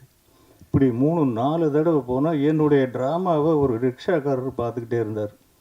அவர்கிட்ட இந்த விலாசத்தை காமிச்சு, ஐயா இதில் கொண்டு போய் விடுங்க, நான் போக வேண்டிய இடம் அங்கேருந்து 100 அடி தூரம்தான் இருக்குது. அந்த மழையில் இதை நான் கண்டுபிடிக்க முடியல. அந்த ரிக்ஷாக்காரர் பார்த்து 50 பைசா கொடு அப்படின்னாரு. ஐயா இல்லையா 20 பைசா தான் இருக்குது. கொடுத்தானா சாவுகராக்கி அதுக்கு இதுன்னு என்னென்னமோ சொல்லிட்டு ஏறி குந்துன்ட்டு சரக்கு அடிக்கிற நேரத்தில் வந்துக்குது பாரு சாவுகராக்கி அப்படின்னு ஏறி உட்கார வச்சுட்டு ஏறணுன்னு இறக்கி விட்டான். இதான் இந்த அட்ரஸ் போ அப்படின்னு. ஆக ஒரு தாய் வயிற்றிலிருந்து எப்படி பிறந்தோமோ அப்படி இந்த சென்னையில் வந்து இறங்கினேன். அந்த 3 தடவை எனக்கு சிக்னல் கொடுத்த அந்த மகாராணி தியேட்டர் தான் நான் சினிமாவுக்கு வர போகிறேன்னு என் தலையெழுத்தை எழுதுச்சுன்னு இன்றைக்கி நான் உணர்றேன். உழைப்பு, அந்த உழைப்பும் சோர்வின்மையும் நம்மக்கிட்ட இருந்துருச்சுன்னா எந்த கொம்பனாலையும் நம்மளை அசைக்க முடியாது. நம்மளுடைய நாற்காலியில் வேறு எவனுமே வந்து உட்கார முடியாது. நான் உழைப்புக்கு 5 நேரத்தை கிடையாது. ஆனால் அதை முக்கியமாக சொல்ல மறந்துட்டேன். அப்போது என் மனைவி குழந்தை ஊரில் இருக்காங்க. இங்கே நான் சம்பாதிச்சு அவங்களுக்கு அனுப்பணும். சுற்றி வேறு வேலை தான் தேடுறேன். சினிமாவுக்கு போகலை. இந்த சினிமா மாய வலை வீசி என்னை திருப்பி வாடான்னு சினிமா தான் என்னை கூப்பிடுது. நான் சினிமாவுக்கு முயற்சியே பண்ணலை. இன்றைக்கி வந்து இங்கே நின்று உங்கள் முன்னால் பேச வைக்கிது. அதுதான் சினிமா. முன்னா இதை உங்களுக்கு தான் சொன்ன இந்த கதையை நீங்கள் வந்து அதுக்காக நீங்கள் வருத்தப்பட வேண்டிய அவசியம் இல்லை. அது வாழ்க்கை. இப்போ நம்ம போராடுறது வாழ்க்கையோட வசதி இல்லையா? இந்த வசதிகள் சினிமாவில் இருக்கிற வசதிகள் வேறு எங்கேயாவது நம்ம அனுபவிக்க முடியுமா? இந்த சினிமாவுக்காக நம்ம அவ்வளவு நன்றியோடு இருக்கிறோமா? இல்லை. இன்றைக்கி படம் எடுக்கிறதுக்கு எவ்வளவு பணம் இருந்தால் எனக்கு 100 தடவை சொல்கிறாங்க எங்கள் பசங்க, நீ படம் எடுப்பான்னு. வேணாம்ப்பா, போதும். யாரையுமே இன்றைக்கி வேலை வாங்க முடியல. ஒரு படம் ஆரம்பிச்சிட்டா அந்த ப்ரொடியூசர் 2 சொட்டு கண்ணீர் விட்டால் தான் அதில் வேலை செஞ்ச அத்தனை பேரும் சந்தோஷப்படுறான். எவ்வளவு இப்போ ஒரு 50 லட்சம் ஒரு படத்தில் போடுறோம்னா கிட்டத்தட்ட 15 லட்சம் அந்த படத்துக்கு போய் செலவானா ரொம்ப பெரிய விஷயமா இருக்குது. அப்படி தான் இருக்குது. இப்படி இருந்தும் ஏதோ தைரியத்தில் இந்த டைரக்டர் உங்களை நம்ப வச்சுருக்காரு. நீங்கள் வந்து படம் எடுத்திருக்கீங்க. அப்படி தான் நீங்கள் ஆவீங்கன்னு நான் சொல்ல வரல. நீங்கள் நல்லா வருவீங்க, நல்ல மனசு இருக்குது உங்களுக்கான கதை பாட்டு. நீங்கள் பாருங்கள், நாங்கள் வந்து பஞ்சு மிட்டாய் சீலை கட்டின்னு இன்றைக்கி கூட 2 படத்தில் என் பாட்டு ஓடுது. அந்த மாதிரி பாட்டெல்லாம் எங்களுக்கு இன்றைக்கி அந்த பாட்டு எழுதுகிற வாய்ப்பு கொடுக்க வேண்டாமா? ஏன் கொடுக்கல, நீங்களே எழுதிட்டீங்களே. அந்த மாதிரி பாடல்கள், அந்த டூயட் எழுதுனது நீங்கள் தானே? அருமையான வார்த்தைகள். அது ரொம்ப ஒரு கவிதை மாதிரி ரொம்ப அழகாக இருந்தது. ஏதாவது படம், இயக்கம், மியூசிக், அவர் ஒரு புதியவரா? 3 படம் சின்ன சின்ன படங்கள் பண்ணியிருக்காரு. 3 படம் நல்லா எல்லாமே சின்ன படம் தாங்க. தியேட்டரில் தான் பெரிய படம் ஆகுது. பூராமே சின்ன படம் தான். இப்போ நிறைய பெரிய படங்கள் சீக்கிரம் கொஞ்சம் சின்னதாகி போச்சு, நிறைய சின்ன படங்கள் பெருசாகி போச்சு. அதனால் நல்லா பண்ணியிருக்கீங்க தம்பி, வெரி குட் மியூசிக். நான் சும்மா முகஸ்துதிக்கு சொல்லலை, ரொம்ப நல்லா பண்ணியிருக்கீங்க. ஃபோட்டோகிராஃபி நல்லா இருக்குது. கிரேடிங்கில் கொஞ்சம் கோளாறு இருக்குது போல் இருக்குது, இன்னும் கொஞ்சம் சரியாக வரல இதில். ஆமாம், படத்தில் வந்துடும்னு நினைக்கிறேன். அது ட்ரெய்லருக்காக கொஞ்சம் அவசரத்துக்கு எல்லாம் பண்ணுறது தான். நாங்களும் அதெல்லாம் பண்ணி தான் வந்திருக்கோம். அப்படி பண்ணுறது தான். நீங்கள் பட்ட கஷ்டங்களுக்கு, அதனால் நீங்கள் முதல்ல குடும்பம் இருக்குதுன்னு வருத்தப்படாதீங்க. முதல்ல கொஞ்சம் உங்களுக்கு என்னென்ன வயசு? சரி, அது ஒன்றும் பெரிய விஷயம் கிடையாது. நான் டைரக்டர் ஆகும்போது 39 வயசில் தான் நான் என்றாசாவன் மனசிலே படம் எடுத்தேன். எனக்கு கடவுள் ஒரு அனுகிரகம் என்ன கொடுத்தான்னா, இளையராஜாங்கிற ஒரு வரப்பிரசாதம் கிடைச்சது எனக்கு. அந்த காலத்தில் ஒரு மிடில் ஏஜ் கதை, அது ஒரு ஃப்ளூ கேட்டான் தி வால், இப்படியும் அப்படியுமான படம் தான் அது. அந்த காலத்தில் இளையராஜாங்கிற ஜாம்பவான் கிடைச்சாரு. ராஜ்கிரன்கிற ஒரு இஸ்லாமிய கடவுள் எனக்கு வரம் கொடுத்தாரு.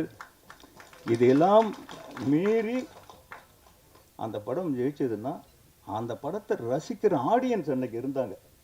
இன்னைக்கு எடுத்தால் ஓடாது அது. பட் இன்னைக்கு ஜனங்களுக்கு என்ன தேவை அப்படிங்கிறது இப்போ படம் எடுக்கிறவங்களுக்கு தான் வெளிச்சம், உங்களுக்கு தான் வெளிச்சம். 42ங்கிற வயசு நான் ஒன்றும் வெளியே சொல்லலை. அதனால் நீங்கள் நல்லா வருவீங்க. வேற என்ன சொல்கிறது, தயவு செஞ்சு மறுபடியும் நான் உங்ககிட்ட தான் வரேன். இந்த படத்தை பற்றி குறைகள் இருந்தாலும் கூட, குறைகள் எனக்கு தெரிஞ்சு குறைகள் இல்லை. குறைகள் இருக்குன்னு சொன்னால் அது மேதாவித்தனம் தான். தயவு செஞ்சு 2 நல்ல வார்த்தைகள் எழுதுங்க. இத்தனை தடவை நான் உங்களை கேட்க வேண்டியது கிடையாது, படம் என்னது கிடையாது. இருந்தால் கூட அவருடைய இடத்துல இருந்து உங்களை நான் ரெக்வஸ்ட் பண்ணி கேட்குறேன், 2 நல்ல வார்த்தைகள் எழுதுங்க. உண்மையிலேயே நான் இப்போ சமீப காலமாக எந்த விழாக்களுக்கும் போகிறதில்ல. ஃபஸ்ட்டு யாரோ ஒருத்தர் பேசினார், நான் சோன் பேசுகிறேன், ஒரு பேர் மறந்துடுச்சு. இல்லை நீங்கள் அது இயக்குனர் பேச சொல்லுங்கன்னு. அப்புறம் யாரோ ஒருத்தர் பேசினார், இல்லை இயக்குனரை பேச சொல்லுங்கள். அப்புறம் இயக்குனரே பேசினார். நான் இங்கே வந்ததுக்கு காரணமே, இது ஒரு சின்ன படம். நம்மளும் ஒரு காலத்தில் இப்படி இருந்து தான் வந்தோம். ஒரு சின்ன படத்துக்கு போய் 4 வார்த்தைகள் சொன்னால் மீடியா அப்புறம் நமக்கு தெரிஞ்சவங்களாக இருப்பாங்க, அவங்கக்கிட்ட நம்ம போய் ரெக்வெஸ்ட் பண்ணுவோம் அப்படிங்கிற ஒரு நல்ல எண்ணத்தில் தான் இங்கே வந்திருக்கேன். அதுக்காக ஒரே ஒரு 2 வார்த்தைகள், நல்ல வார்த்தைகள் சொல்லுங்கள். அந்த படம் ஒரு 4 நாள் போனோம். இன்றைக்கி 4 நாள் போனால் போதுமானது. 4 நாள் போனால் உங்களுக்கெல்லாம் ஒரு புண்ணியம் அதனால் கிடைக்கும். அவர் இன்னும் 2 படம் பண்ணுவார், மறுபடியும் நமக்குள்ளே தான் இருப்பார் அவர். எல்லா தொழில்நுட்ப கலைஞர்களுக்கும் அவங்க பாடினி, அவங்க பேரை புரிஞ்சுக்கிறதுக்கு ஒரு 5 நிமிஷம் வச்சுங்க பார்த்த உடனே. ஒருவேளை ஒரு பாம்பே பொண்ணாக இருக்கும்னு நினச்சிட்டு இருந்தேன், பாடினின்னாங்க. ஓ, பாடினி குப்தா, பாடினி ராவுன்னு இருக்கும் போல இருக்குன்னு நினச்சேன். அம்மா உங்கள் பேர் திருப்பி சொல்லுங்கள். இல்லை அப்படின்னு நினச்சேன். இப்போ பாடினி குமார்னு சொன்னாங்க. தமிழ் பொண்ணு அழகாக தமிழில் பேசிட்டாங்களே, அதுவே உங்களுக்கு பாதி சக்ஸஸுங்க. ஒரு ஹீரோயின் தமிழ் பேசிட்டா. நட்டி, உங்களை வந்து நான் பாராட்ட வேண்டிய அவசியம் இல்லை. இப்போ கீழே பேசிகிட்டு இருக்கும்போது அவர் தான் இந்த கதையை பற்றி சொன்னார். என்னங்க சீசான்னு நான் சீசான்னா தமிழ் இன்னொன்று இருக்குது, பாட்டிலு. அப்படி தான் நான் புரிஞ்சுக்கிட்டேன். சீசான்னா அப்படி தான் ஒரு மீனிங் இருக்கும் போல் இருக்கு அப்படின்னு. அவர் ஒரு அருமையான கதை சொன்னாருங்க. வாழ்க்கையில் இதுவரைக்கும் நான் கேட்டதும் இல்லை, எந்த படத்துலையும் பார்த்ததும் இல்லை. அப்படியே ஒரு லைன் அது.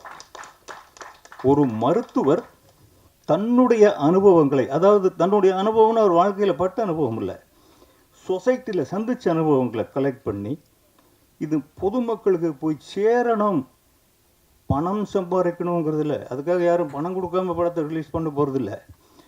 அந்த பொதுமக்களுக்கு அந்த அனுபவங்கள் போய் சேரணுங்கிற ஒரு ஆராய்ச்சி தான் அந்த படம். அவர் சொல்லும்போது கேட்கும்போதே பயமாக இருக்குது.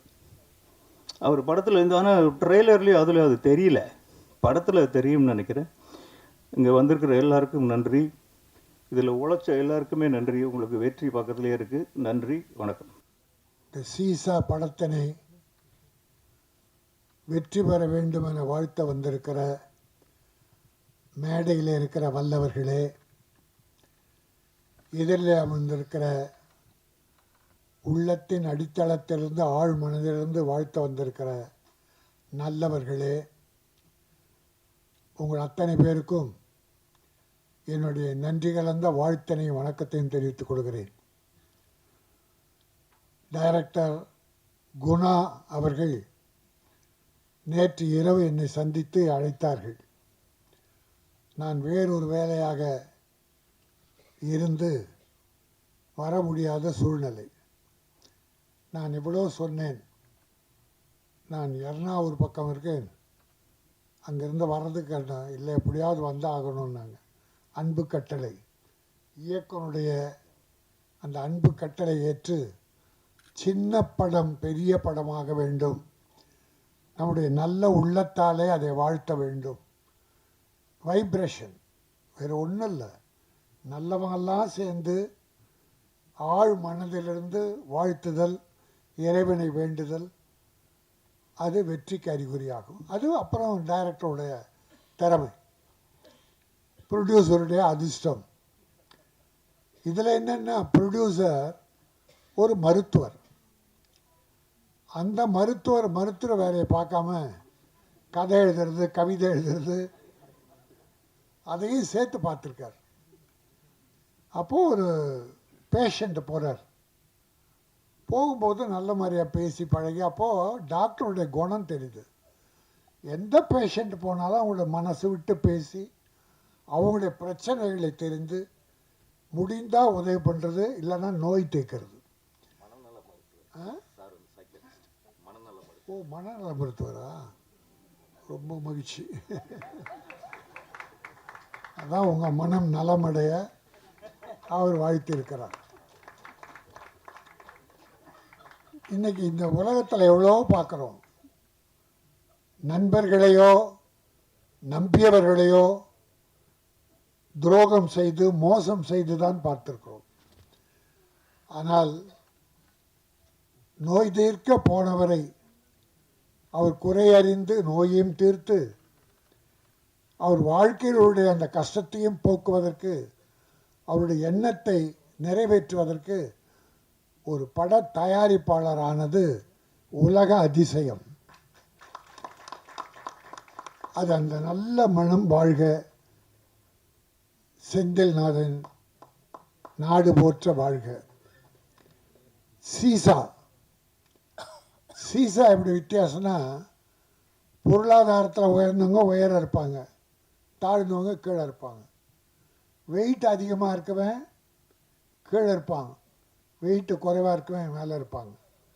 சீசா வெயிட்டானவங்களை கீழே இறக்கும், லேசானவங்களை மேலே ஏற்றும். அதான் ஏற்றம் இறக்கம் சீசா. உங்களுக்கு தஞ்சாவூர் பொம்மையை பற்றி தெரியும். தஞ்சாவூர் பொம்மை எப்படி போட்டாலும் கீழே கவுத்து போட்டாலும் நிமிந்துடும். நம்ம கவுத்து போட்டோன்னு வச்சுங்க, அது வழக்கமாக வந்து நின்றுடும். அதுதான் வாழ்க்கை. அது வாழ்க்கையின் பெரிய தத்துவத்தை சொல்கிறது. நீ யார் உனக்கு துரோகம் செய்து உன்னை கவிழ்த்தாலும் நீ உன் திறமையால் நிமிர்ந்து நெல். நம்ம தான் நம்மளை காப்பாற்றிக்கணும். அடுத்தவங்க காப்பாற்றணுன்றது செந்தில்நாதன், டாக்டர் செந்தில்நாதன் மாதிரி எல்லாரும் வர முடியாது. கூட இருந்தே குழி பறிக்கிறோம் எவ்வளோ பேர் இருக்காங்க. ஆக டாக்டர் செந்தில்நாதன் ஒரு தெய்வ பிறவியாக நம்முடைய குணாவுக்கு கிடைச்சிருக்காரு. உங்களுக்கு நம்ம நாட்டில் சொல்லுவாங்க, இந்தியாவில் தான் சொல்லுவாங்க, சில உதாரணங்கள்லாம் இந்தியாவில் பிரமாணமாக கண்டுபிடிப்பாங்க. இந்த நண்டு கதை சொல்லுவாங்க. இந்திய நண்டு ஒரு டப்பாவில் போட்டு வச்சிங்கன்னா ஒரு நண்டு ஏறிச்சுன்னா கீழே நின்று அது காலை இழுத்து இழுக்குமா. அது முன்னேற முடியாமல் மேலே ஏற முடியாமல் இழுத்துறோம். அதுபோல் தமிழன் இந்தியன் ஒரு நண்பன் முன்னேறினா அவனை காலை பிடிச்சி இழுத்துருவான்னு சொல்லுவாங்க. அதெல்லாம் போய் அது இந்தியானா உருவாக்குந்து. அது ஒரு கேவலமான புத்தி இந்தியனுக்கு உண்டு. நம்மை நாம் தாழ்த்தி கொள்வதிலே நமக்கு பெரிய பெருமை உண்டு. இப்படி செந்தில்நாத் மாதிரி எவ்வளோ பெரிய உதாரணங்கள் இருக்காங்க. கை தூக்கி விட்டவங்க எவ்வளவோ பேர் இருக்காங்க. நம்ம அவங்கள தான் நினைக்கணும். இல்லை கை விட்டாங்கன்னா ஏதோ ஒரு காரணம் இருக்கலாம். ஆனால் அவங்கள மன்னித்து இன்னா செய்தாரை ஒருத்தல் அவர் நான நன்னயம் செய்து விடல் என வள்ளுவன் சொன்னது போல் நம்ம தவறு செய்தோட மன்னிச்சிடணும். இந்த சீசா என்பது ஒரு அருமையான கதை. குணா சொன்னார். அவர் எப்படி டைரக்ட் ஆனார், டாக்டர் எப்படி அவருக்கு உதவி பண்ணார் என்று சொன்னதோடு கதையுடைய ஒரு சில வரிகளை சொன்னார். எத்தனை நாள் ஷூட் பண்ணேன்னு சொன்னார். நான் முதல்ல யார் வந்து கேட்டாலும் எவ்வளோ ஷூட் பண்ணீங்கன்னு ஒரு நியாயமான அளவு ஷூட் பண்ணிருக்காரு. செலவினங்களும் இந்த படத்துக்கு தேவையான கதைக்கு தேவையான செலவு பண்ணியிருக்காங்க. மிதமிஞ்சியும் அவர் பண்ணிடல. ஆக அப்படி ஒரு நல்ல டைரக்டர் தமிழுக்கு கிடைத்திருக்காரு. அவரை டாக்டர் அறிமுகப்படுத்தியிருக்கார். ஆகவே இந்த தமிழ் சார்ந்து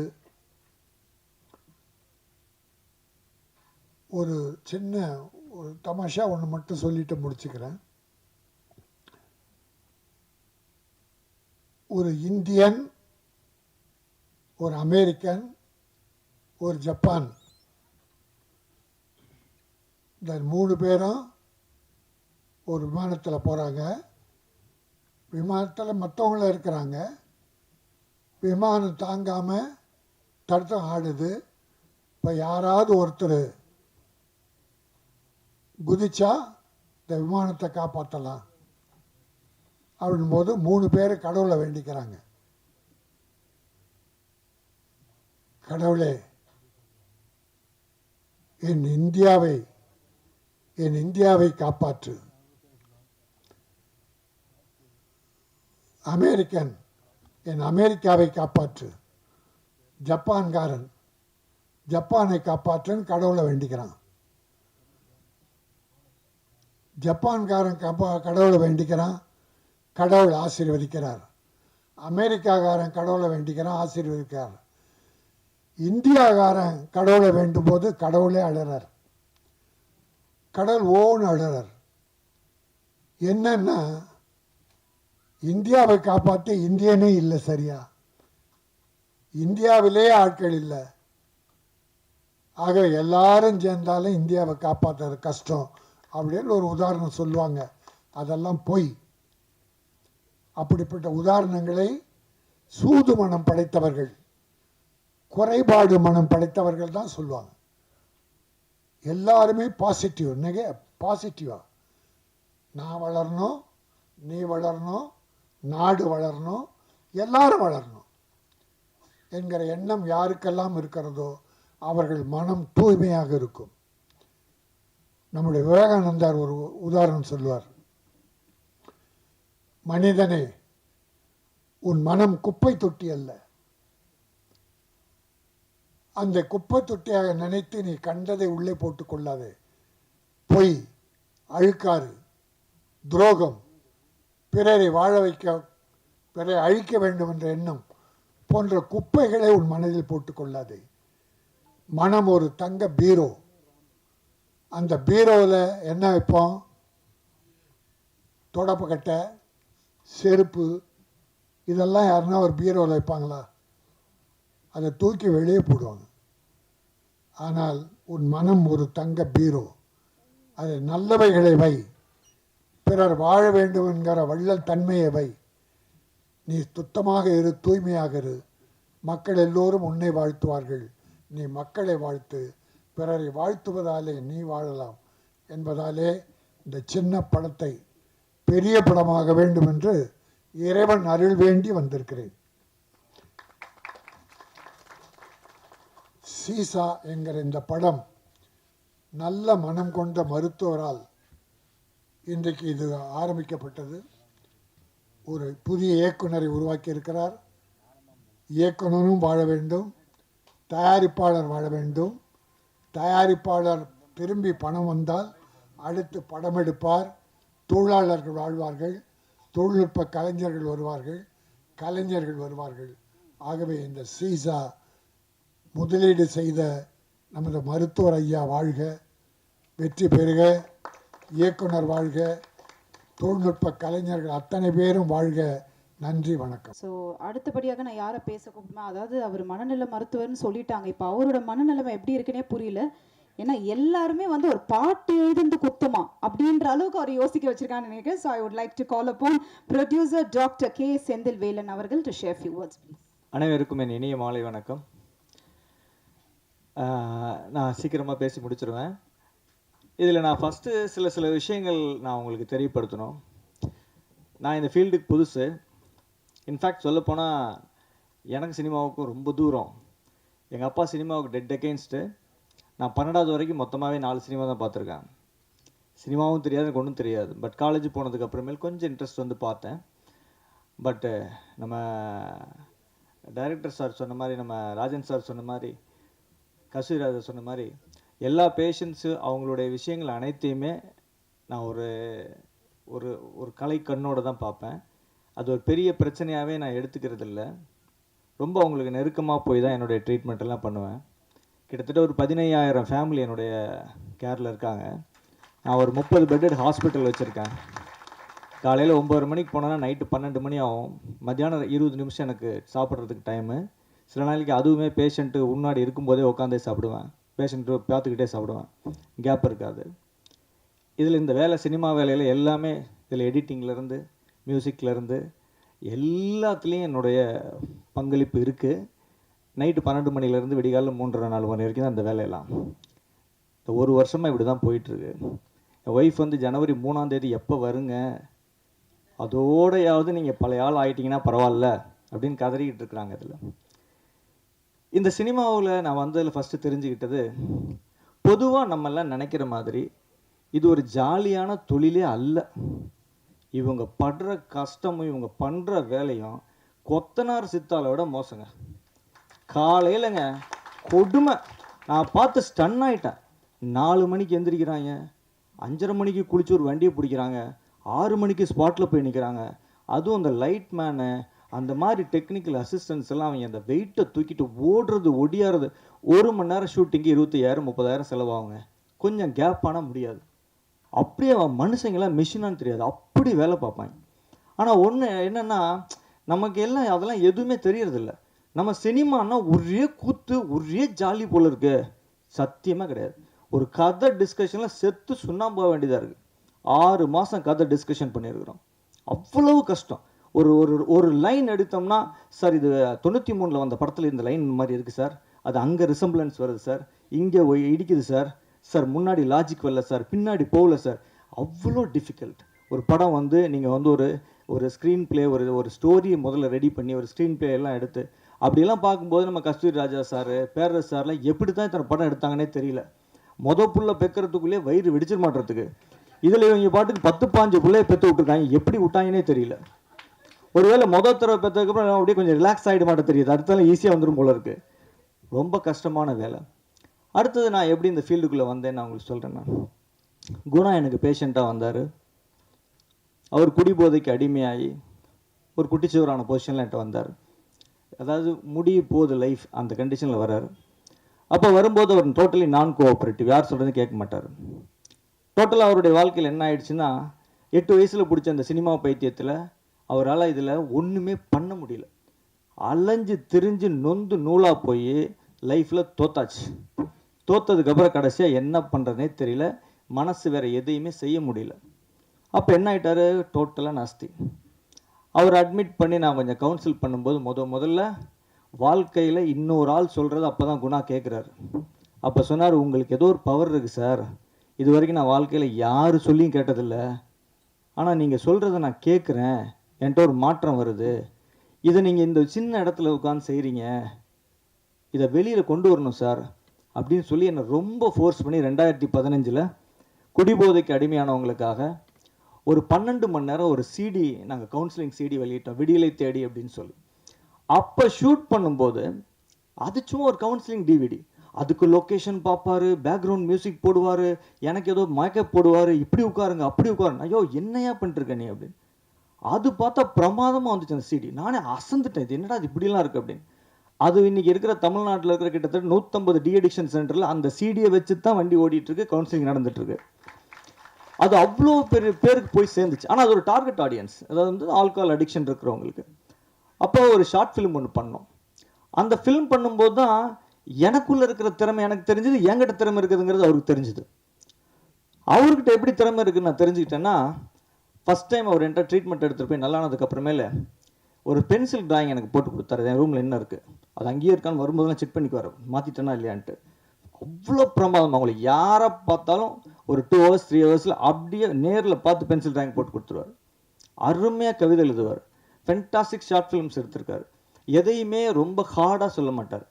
ஒரு லவ்னாலும் ரொம்ப சாஃப்டாக அப்ரோச் பண்ணுவார். ஒரு வயலன்ஸே ரொம்ப சாஃப்டாக, சார் ரத்தம்லாம் தெரிச்சு, சார் கன்றாவி சார் வேணாம் சார் அப்படிம்பார். மக்கள் மனசு ஒரு மாதிரி காயமாகக்கூடாது சார், ஒரு ஆவேசம் வரக்கூடாது, கோரம் ஆயிடக்கூடாது, அது மாதிரி நினச்சி தான் ஒரு படங்கள் எல்லாம் அப்படியே எடுப்பார். இந்த படமே ஆக்சுவலாக வந்து க்ரைம் த்ரில்லர், ஆனால் அவ்வளோ சாஃப்டாக எவ்வளோ முடியுமோ அந்த மாதிரி தான் டீல் பண்ணி நல்லாயிருக்கும் பார்க்குறதுக்கு. ஸோ அப்படியெல்லாம் வந்து எனக்கு அறிமுகமாக இந்த படத்தெல்லாம் நாங்கள் எடுக்க ஆரம்பித்த வரைக்கும் என்கிட்ட ரொம்ப வருஷம் 6 வருஷம் என்கிட்ட கேட்டுகிட்டே இருந்தார், படம் எடுக்கலாம் இருங்க, கொஞ்சம் என்னுடைய கடமைகளெல்லாம் முடிச்சுட்டு கொஞ்சம் காசு சேர்த்துட்டு வரேன் நான் அப்படின்னு சொல்லிட்டு இருந்தேன். அது வரைக்கும் கெஞ்சி கேட்டுட்டு இருந்தார். படமெல்லாம் எடுக்கிறதுக்கு 2 நாளைக்கு முன்னாடி பீதி ஆகிட்டார். அது வரைக்கும் பார்த்தா இப்போ ஒரு பொம்பளை பிள்ளையை தொலைவிட்டு நம்ம செட் ஆகுமான்னு தொலைவிட்டு அது சரி ஓகேன்னு சொல்கிற காலத்தில் இதை வச்சு பிழைக்க முடியுமா நம்மளால அப்படின்னு பீதி வர்ற மாதிரி, ஐயோ டாக்டர் வேற சரின்னுட்டாரே, இவருக்கு ஆசை நம்மளால் காப்பாற்றி கொடுக்க முடியுமா, வெட்டன்னு ஆடுறாரு. தாந்தனிமலை கோயிலுக்கு போனால் தட்டெடுத்து கீழே விட்டுவார் போல இருக்கு. நான் கூப்பிட்டு சொன்னேன், நான் எந்த காலத்துலேயும் என் காசை நீ ஏமாற்றிட்ட, என் காசை ஒழிச்சிட்டேன்னு நான் உனக்கு சொல்ல மாட்டேன், நான் கேரண்டி கொடுத்துறேன். இந்த கோயில் வச்சு சொல்கிறேன், நீ நினச்சிக்கோ. ஒரு பைசா வரலனாலும் நான் உன்னை ஏன்னு கேட்க மாட்டேன். உன் மேலே நம்பிக்கை வச்சு இந்த விஷயத்தை நான் செய்கிறேன். இது நடக்கலைன்னா நமக்கு அதிர்ஷ்டம் இல்லைன்னு அர்த்தம். நம்ம இதுக்கு உண்டான உழைப்பை 100% போடுவோம். எவ்வளவு நல்லபடியாக எடுக்க முடியுமோ எடுப்போம். அலெக்சாண்டரில் ஆரம்பித்து தோக்காதவனே மலோகத்தில் கிடையாது. எவனுக்குமே வெற்றி எப்போவுமே இருந்துக்கிட்டே இருக்காது. ஸோ வெற்றியும் தோல்வியும் வீரனுக்கு அழகு. நம்ம என்ன செய்ய முடியும், கடமையை செய்வோம், அவ்வளோதான் சொல்லி. எப்படிப்பட்ட ஆள் என்னோட டைரக்டர் அப்படின்னு கேட்டால், எனக்கு 1 பைசா செலவு வைக்கக்கூடாதுன்னு நினைப்பார். ஒரு லைட் எக்ஸ்ட்ராவாக கொண்டு வந்துட்டாங்கன்னா அல்லறிட்டு ஓடுவார். அந்த லைட் எதுக்கு வந்துச்சு, அதுக்கு எவ்வளோ 150 ரூபாயா 250 ரூபா, அது வேண்டாம் இன்றைக்கி நீங்களாம் சொன்னால் அப்படியே உங்களுக்குலாம் அதிர்ச்சி ஆகிடுவீங்க. இந்த 1.5 வருஷமாக இந்த வேலை நடக்குது. மெட்ராஸில் அவர் இருக்கிறாரு. 1.5 வருஷமாகவும் வெறும் இட்லியும் தயிர் சோறு தான் திங்கிறாரு. எனக்கு செலவு வைக்கக்கூடாதுன்னு என்ன சொன்னாலும் கேட்கவே மாட்டார். இதெல்லாம் உங்களுக்கு ஷாக்காக இருக்கும். வெறும் இட்லிங்க, காலையில் இட்லி சாயந்தரம் இட்லி, காலையில் இட்லி சாயந்தரம். நானே நொந்து போயிட்டேன். கேட்கவே மாட்டார். தயிர் சோறு அவ்வளோதான். ப்ரொடியூசருக்கு செலவு வைக்கக்கூடாது. நடுவில் நட்டி சாரை வந்து டைரக்ட் பண்ணணும்னு அவருக்கு கொள்ள ஆசை. என்கிட்ட கேட்டார், முடியுமா சார்ன்னு. பேசி பாருங்க, எப்படியாவது ஏற்பாடு பண்ணிடலாம். அவர் வந்துட்டார். அவர் வந்ததுக்கப்புறமேல இவரால் அந்த சந்தோஷம் தாங்க முடியல. பட்ட நாயே வைத்தாலேயே போய் இவரால் நட்டியை டைரக்ட் பண்ண முடியல. வைத்தாலேயா போயிங்க 2 மாதம் வைத்தால. அதுக்கு நடுவில் நட்டி சாருக்கு வந்து தனியாக வந்து நாங்கள் வந்து இன்னொரு டைரக்டர் போட்டு, ஒரு ஸ்டெப்னி ஒரு டைரக்டர் போட்டு 5 நாள் ஷூட் பண்ணோம். அதுக்கப்புறம் நான் இந்த வைத்தாலையெல்லாம் இருக்குன்னு சொல்லி அதை ட்ரீட் பண்ண என்னுடைய கேஸ்ட்ரோஎன்டராலஜிஸ்ட் ஃப்ரெண்டுங்க உட்காந்துருக்காரு. அவர்கிட்ட கூட்டிகிட்டு கொண்டு போய் காமிச்சு, டைஃபாய்டு ஃபீவர் முக்கியமான சீன் எடுக்கணும், அதை அருமையாக எடுக்கணும்னு அவ்வளோ பிளான் பண்ணி வச்சுருக்காரு. நடுங்குது, ஃபீவரு, வைத்தால. நீங்களாம் சொன்னால் ஆச்சரியமாயிடுவீங்க. பாத்ரூம் பக்கத்துலேயே படுத்துக்கிட்டே 3 நாள் ஷூட் பண்ணாங்க. அவ்வளவு கஷ்டம். கடைசியாக நான் சொல்லிட்டேன், நீ நிறுத்த ஷூட்டிங்க, நீ வா ஹாஸ்பிட்டலுக்கு. என் ஹாஸ்பிட்டலில் வச்சு 10 நாள் ட்ரீட்மெண்ட் கொடுத்து, வேறு என்னென்னமோ ப்ராப்ளம் இருக்குன்னு பார்த்தா எதுவுமே இல்லை.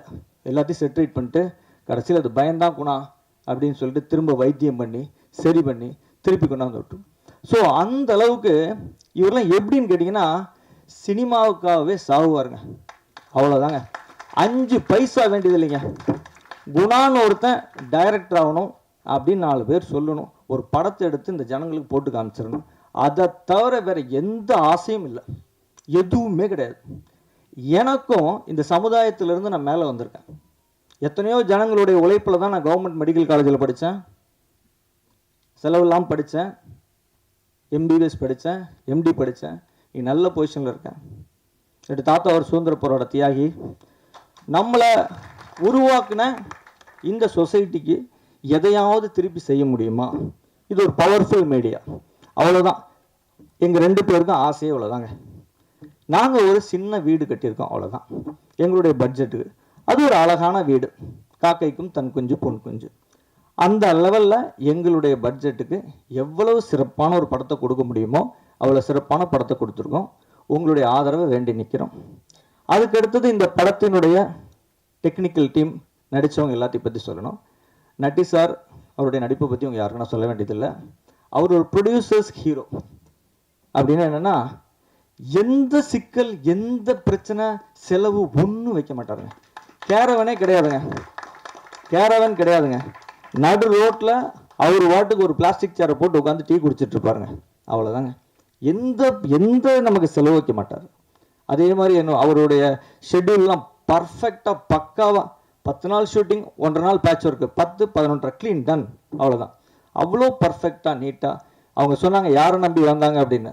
அது எப்படியோ தெரியல, எனக்கு வந்து எல்லாருமே நல்லவங்களாக தான் இருந்தாங்க.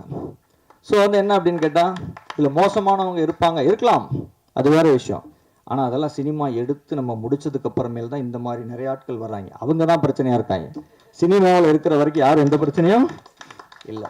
அதே மாதிரி என்னுடைய ஹீரோ, செகண்ட் ஹீரோ இருக்கிறார் நிஷாந்த், கடுமையான உழைப்பாளி. என்னுடைய ஹீரோயின் பெரிய லெவலுக்கு வருவாங்கங்க. நான் இந்த மேடையில் நான் வந்து உங்களுக்கெல்லாம் அஷூரன்ஸ் கொடுக்குறேன். ஃபென்டாஸ்டிக் ஆக்ட்ரஸ், பயங்கர பர்ஃபெக்ட்டு, எந்த விஷயத்துக்கும் அவ்வளோ அற்புதமாக கோஆப்ரேட் பண்ணி எவ்வளோ ஒரு டேக் 2 டேக்கில் முடிச்சு கொடுத்துருவாங்க. அந்த மாதிரியான ஒரு நல்ல ஒரு ஆர்டிஸ்ட் அவங்க. அதே மாதிரி என்னுடைய படத்தில் ஒர்க் பண்ண எல்லாருமே நல்ல ரோல் பண்ணாங்க, நல்லா நடித்தாங்க. என்னுடைய எடிட்டரை பற்றி சொல்லணும், அவனையெல்லாம் நான் கசக்கி புழிஞ்சு காய போட்டிருக்கேன். என்னுடைய மென்டல் ஹாஸ்பிட்டலுங்க, 30 பெட் இருக்குது. அங்கே 1 மாதம் வந்து இருப்பான். அங்கே ஒரு ரூமில் தங்கிக்கிட்டு டெய்லி நான் பெண்டை கழட்டிடுவேன். ஒவ்வொரு சீனாக இன்ச்சு பை இன்ச்சு கட்டடிப்போம்.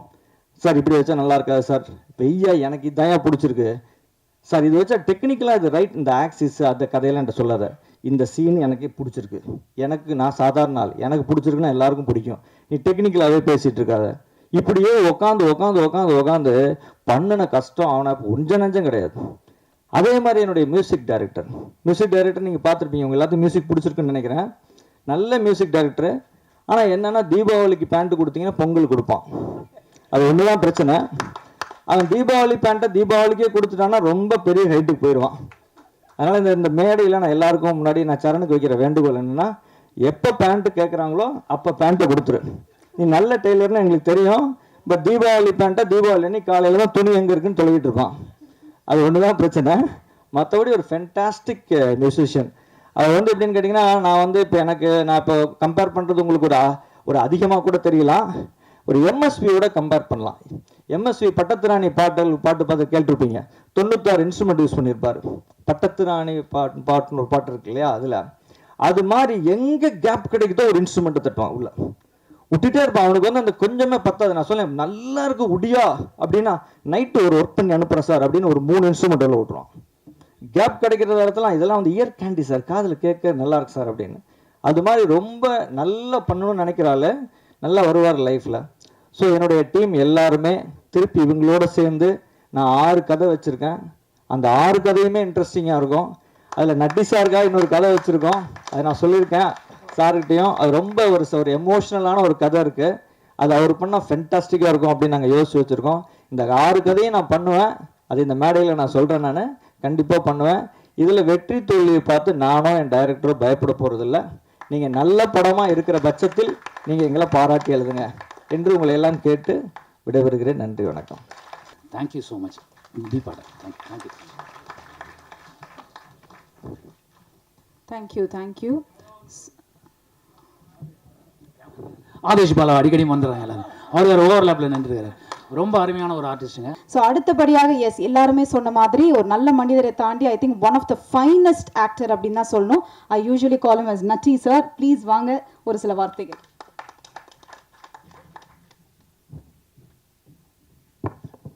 ரொம்ப நேரம் அப்படியே உட்காந்து கொஞ்சம் கஷ்டமாக இருந்தது. வந்திருக்க எல்லாருக்கும் என்னுடைய வணக்கம். குறிப்பாக மேடையில் இருக்க ஜாம்பவான்கள், Kasthuri Raja sir, Rajan sir and Perarasu sir, நண்பர் மைக்கேல் அவர்கள். ஸோ இதெல்லாம் இவங்க வாழ்த்து வந்ததுக்கு என்னுடைய மனமார்ந்த நன்றியும் வணக்கமும். இந்த படத்தில் ஒரு முக்கியமான விஷயம் நான் சொன்னேன்னா, முதல்ல நான் இந்த சம்மந்தமாக மீட் பண்ணது இயக்குனர் குணா அவங்கள. அவங்க ஒரு 1.5 மணி நேரம் ஒரு 2 மணி நேரத்துக்குள்ளே இந்த கதையை சொன்னாங்க. கதையை கேட்டுகிட்டே வந்தேன். போக போக போக போக நல்லா இருக்குன்னு சொல்லிட்டு முடிச்சதுக்கப்புறம் அப்படியே ஒத்து பார்த்தேன். அவரை என்ன சார் பார்க்குறீங்க, எதுவுமே சொல்லலைன்னு கேட்டார். எப்படி இந்த கதையை நீங்கள் பண்ணீங்க, எப்படி உங்களுக்கு இது தோணுச்சு அப்படின்னு கேட்டேன். அப்போ சொன்னார், அந்த சில டேர்ம்ஸ் எல்லாம் யூஸ் பண்ணார். அதெல்லாம் பர்ஃபெக்டாக இருந்தது. மெடிக்கல் டேர்மாக இருக்கட்டும், இதெல்லாம் இருக்கட்டும். எங்கேருந்து இதை பிடிச்சிங்க? ஏன்னா அவரை நான் பார்க்கும்போது அவர் என்கிட்ட ஓப்பனாக என்கிட்ட என்ன சொன்னார்னா, நான் சார் யார்கிட்டையுமே ஒரு ப்ராப்பர் அசிஸ்டண்ட்டாக நான் ஒர்க் பண்ணல சார், நான் ஜென்ரலாக அப்சர்வ் பண்ணி தான் சார் நான் டைரக்டராக போகிறேன் அப்படின்னார். பரவாயில்ல சார், இதில் என்ன இருக்குது, நீங்கள் பண்ணுங்கள், கதையை சொல்லுங்கள், அப்புறம் கேட்கலாம்னு சொன்னதுக்கப்புறம் தெரிஞ்சுது. அப்போ தான் சொன்னார், இந்த படத்தோட முக்கியமான கதை எங்களுக்கு எங்களை ப்ரொடியூசர் சார் தான் சொன்னாங்க. அவரோட கதை அவருடைய கதை, இதில் நான் ஸ்க்ரீன் ப்ளே தான் பண்ணியிருக்கேன் அப்படின்னு அவர் சொன்னார். நான் உடனே சொன்னேன், இந்த படம் பண்ணலாம் சார் அப்படின்னு. ஏன்னா அந்த கதையை அவ்வளோ சாதாரணமாக சொல்லிட முடியாது. அந்த கதையை அப்படி யோசிக்கிறதும் ஒரு கஷ்டமான விஷயம். பைப்போலார் டிஸார்டருங்கிறது ஆக்சுவலாக எல்லாருக்குள்ளேயுமே இருக்குது. அது ஆழ் மனசில் போய் உங்களை சிதைக்கும் போது உங்களுடைய வெளிப்பாடு உங்களுக்கு என்ன நடக்குதுன்னு உங்களுக்கு தெரியாது. அது என்ன ஆகும், எப்படி கடத்தும் ஒரு மனிதனை, எந்த இடத்துக்கு கடத்தும் ஒரு விஷயம் இருக்குது. அது எதில் வேணாலும் வரலாம். உதாரணத்துக்கு இந்த படம் ஷூட்டிங் நடக்கும்போது குணா அவர்களுக்கு ரொம்பவே உடம்பு சரியில்லாமல் போச்சு. பட் அவர் அதையும் மீறி லொக்கேஷனில் இருந்து தனக்கு உடம்பு சரியில்லை, அப்படி ஷூட்டிங் பண்ணிகிட்டே இருந்தார். நான் கூட கேட்டேன், வேணா ஒரு வாரம் பிரேக் எடுத்துக்கோங்க, நீங்கள் வேறு ஏதாவது பிரச்சனை வந்துட போகுது, நீங்கள் டாக்டர் ஒரு தடவை பார்த்துங்கன்னார். அப்புறமா ஒரு 4-5 நாள் பிரேக் எடுத்துக்கிட்டு அவருடைய இன்னொரு நண்பர் அந்த போர்ஷன்ஸ் டைரக்ட் பண்ணாங்க. ஸோ அதை நான் பார்க்கும்போது எனக்கு இந்த கதையை கேட்டோன்னா தான் ஞாபகம் வந்தது. அந்த பைப்போலார் டிசீஸ் அப்படிங்கிறது மட்டும் இல்லை, இப்படி நம்மளுக்குள்ள ஒரு மனச்சிதைவு ஏற்படுற எல்லாமே ஒரு ரிஸ்கான விஷயந்தான். அவர் அதை என்னால் ஷூட்டிங் நின்றுமோ அப்படிங்கிற பயத்தில் உருவானது தான் அவருக்கு. அது தனக்குத்தானே அந்த இதை டெவலப் பண்ணிக்கிட்டாரு. ஸோ முக்கியமான விஷயம் இந்த கதை. ஏன்னா இது சொசைட்டியில் இப்படி ஒரு ப்ராப்ளம் இருக்குங்கிறது நிறைய பேருக்கு தெரியாது. ஒரு காலத்தில் சில மலையாள படங்களில் தான் நான் அந்த மாதிரி பார்த்துருக்கேன். அப்படி இந்த மாதிரி விஷயத்தை ஹேண்டில் பண்ணது கொஞ்சம் ரொம்ப நாளைக்கு முன்னாடி ரொம்ப லைட்டாக ஹேண்டில் பண்ணியிருப்பாங்க. மனசுக்குள் மத்தாப்புன்னு ஒரு படம். பட் இதோட கோர் டீட்டெயிலை சொல்லும். இது சொசைட்டிக்கு மிக முக்கியமான தேவையான ஒரு விஷயம்.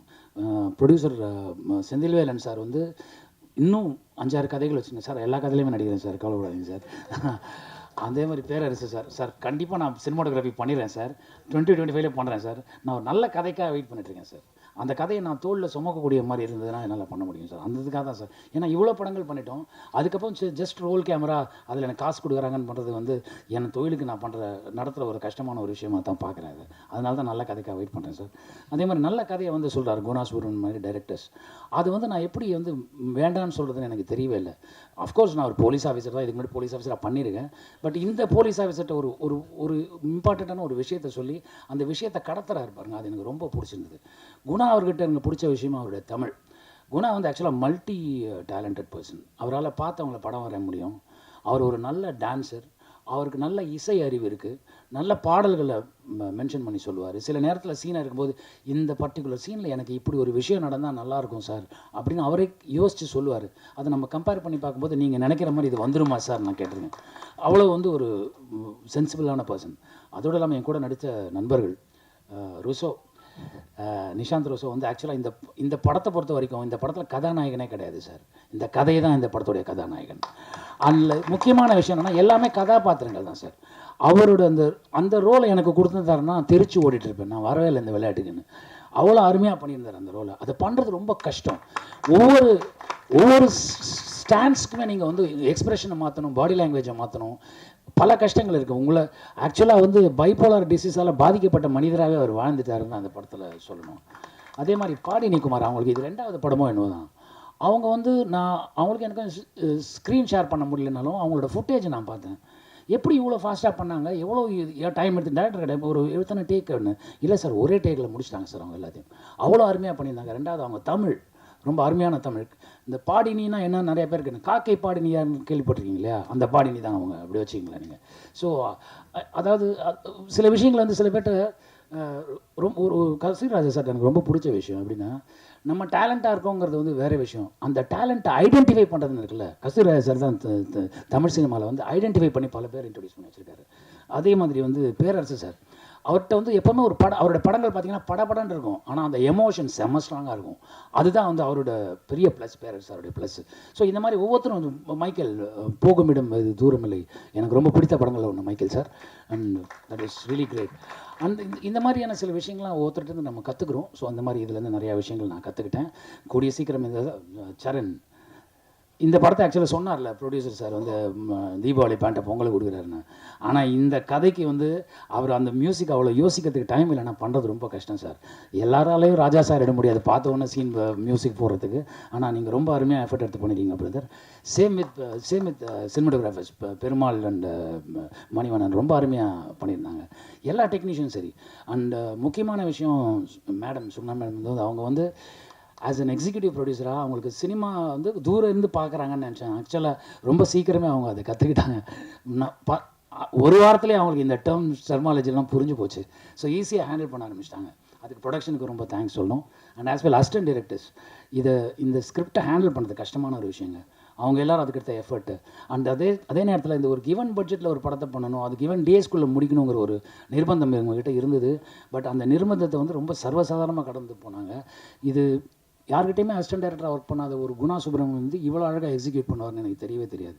எங்கிட்ட ஒரு கதை சொல்லும்போது கூட கட் பண்ணா சார் க்ளோஸில் கேமரா என்ன ஆகுதுன்னா அங்கேருந்து புல் பேக் பண்ணால் இங்கேருந்து ட்ராலி இப்படி போகணும் அப்படிலாம் சொல்லுவாங்க.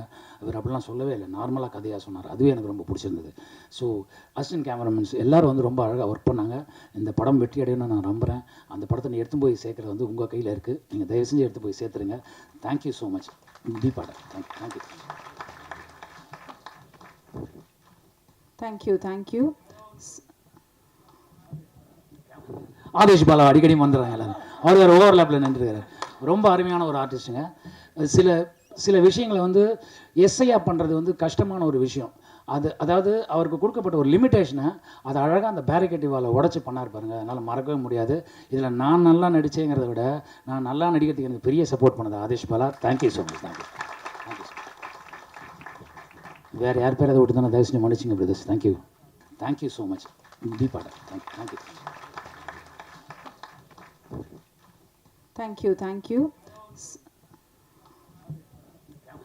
ஆதேஷ் பாலா அடிக்கடி வந்துடுறாங்க எல்லாரும். அவர் வேறு ஓவர்லேப்பில் நின்றுருக்காரு. ரொம்ப அருமையான ஒரு ஆர்டிஸ்ட்டுங்க.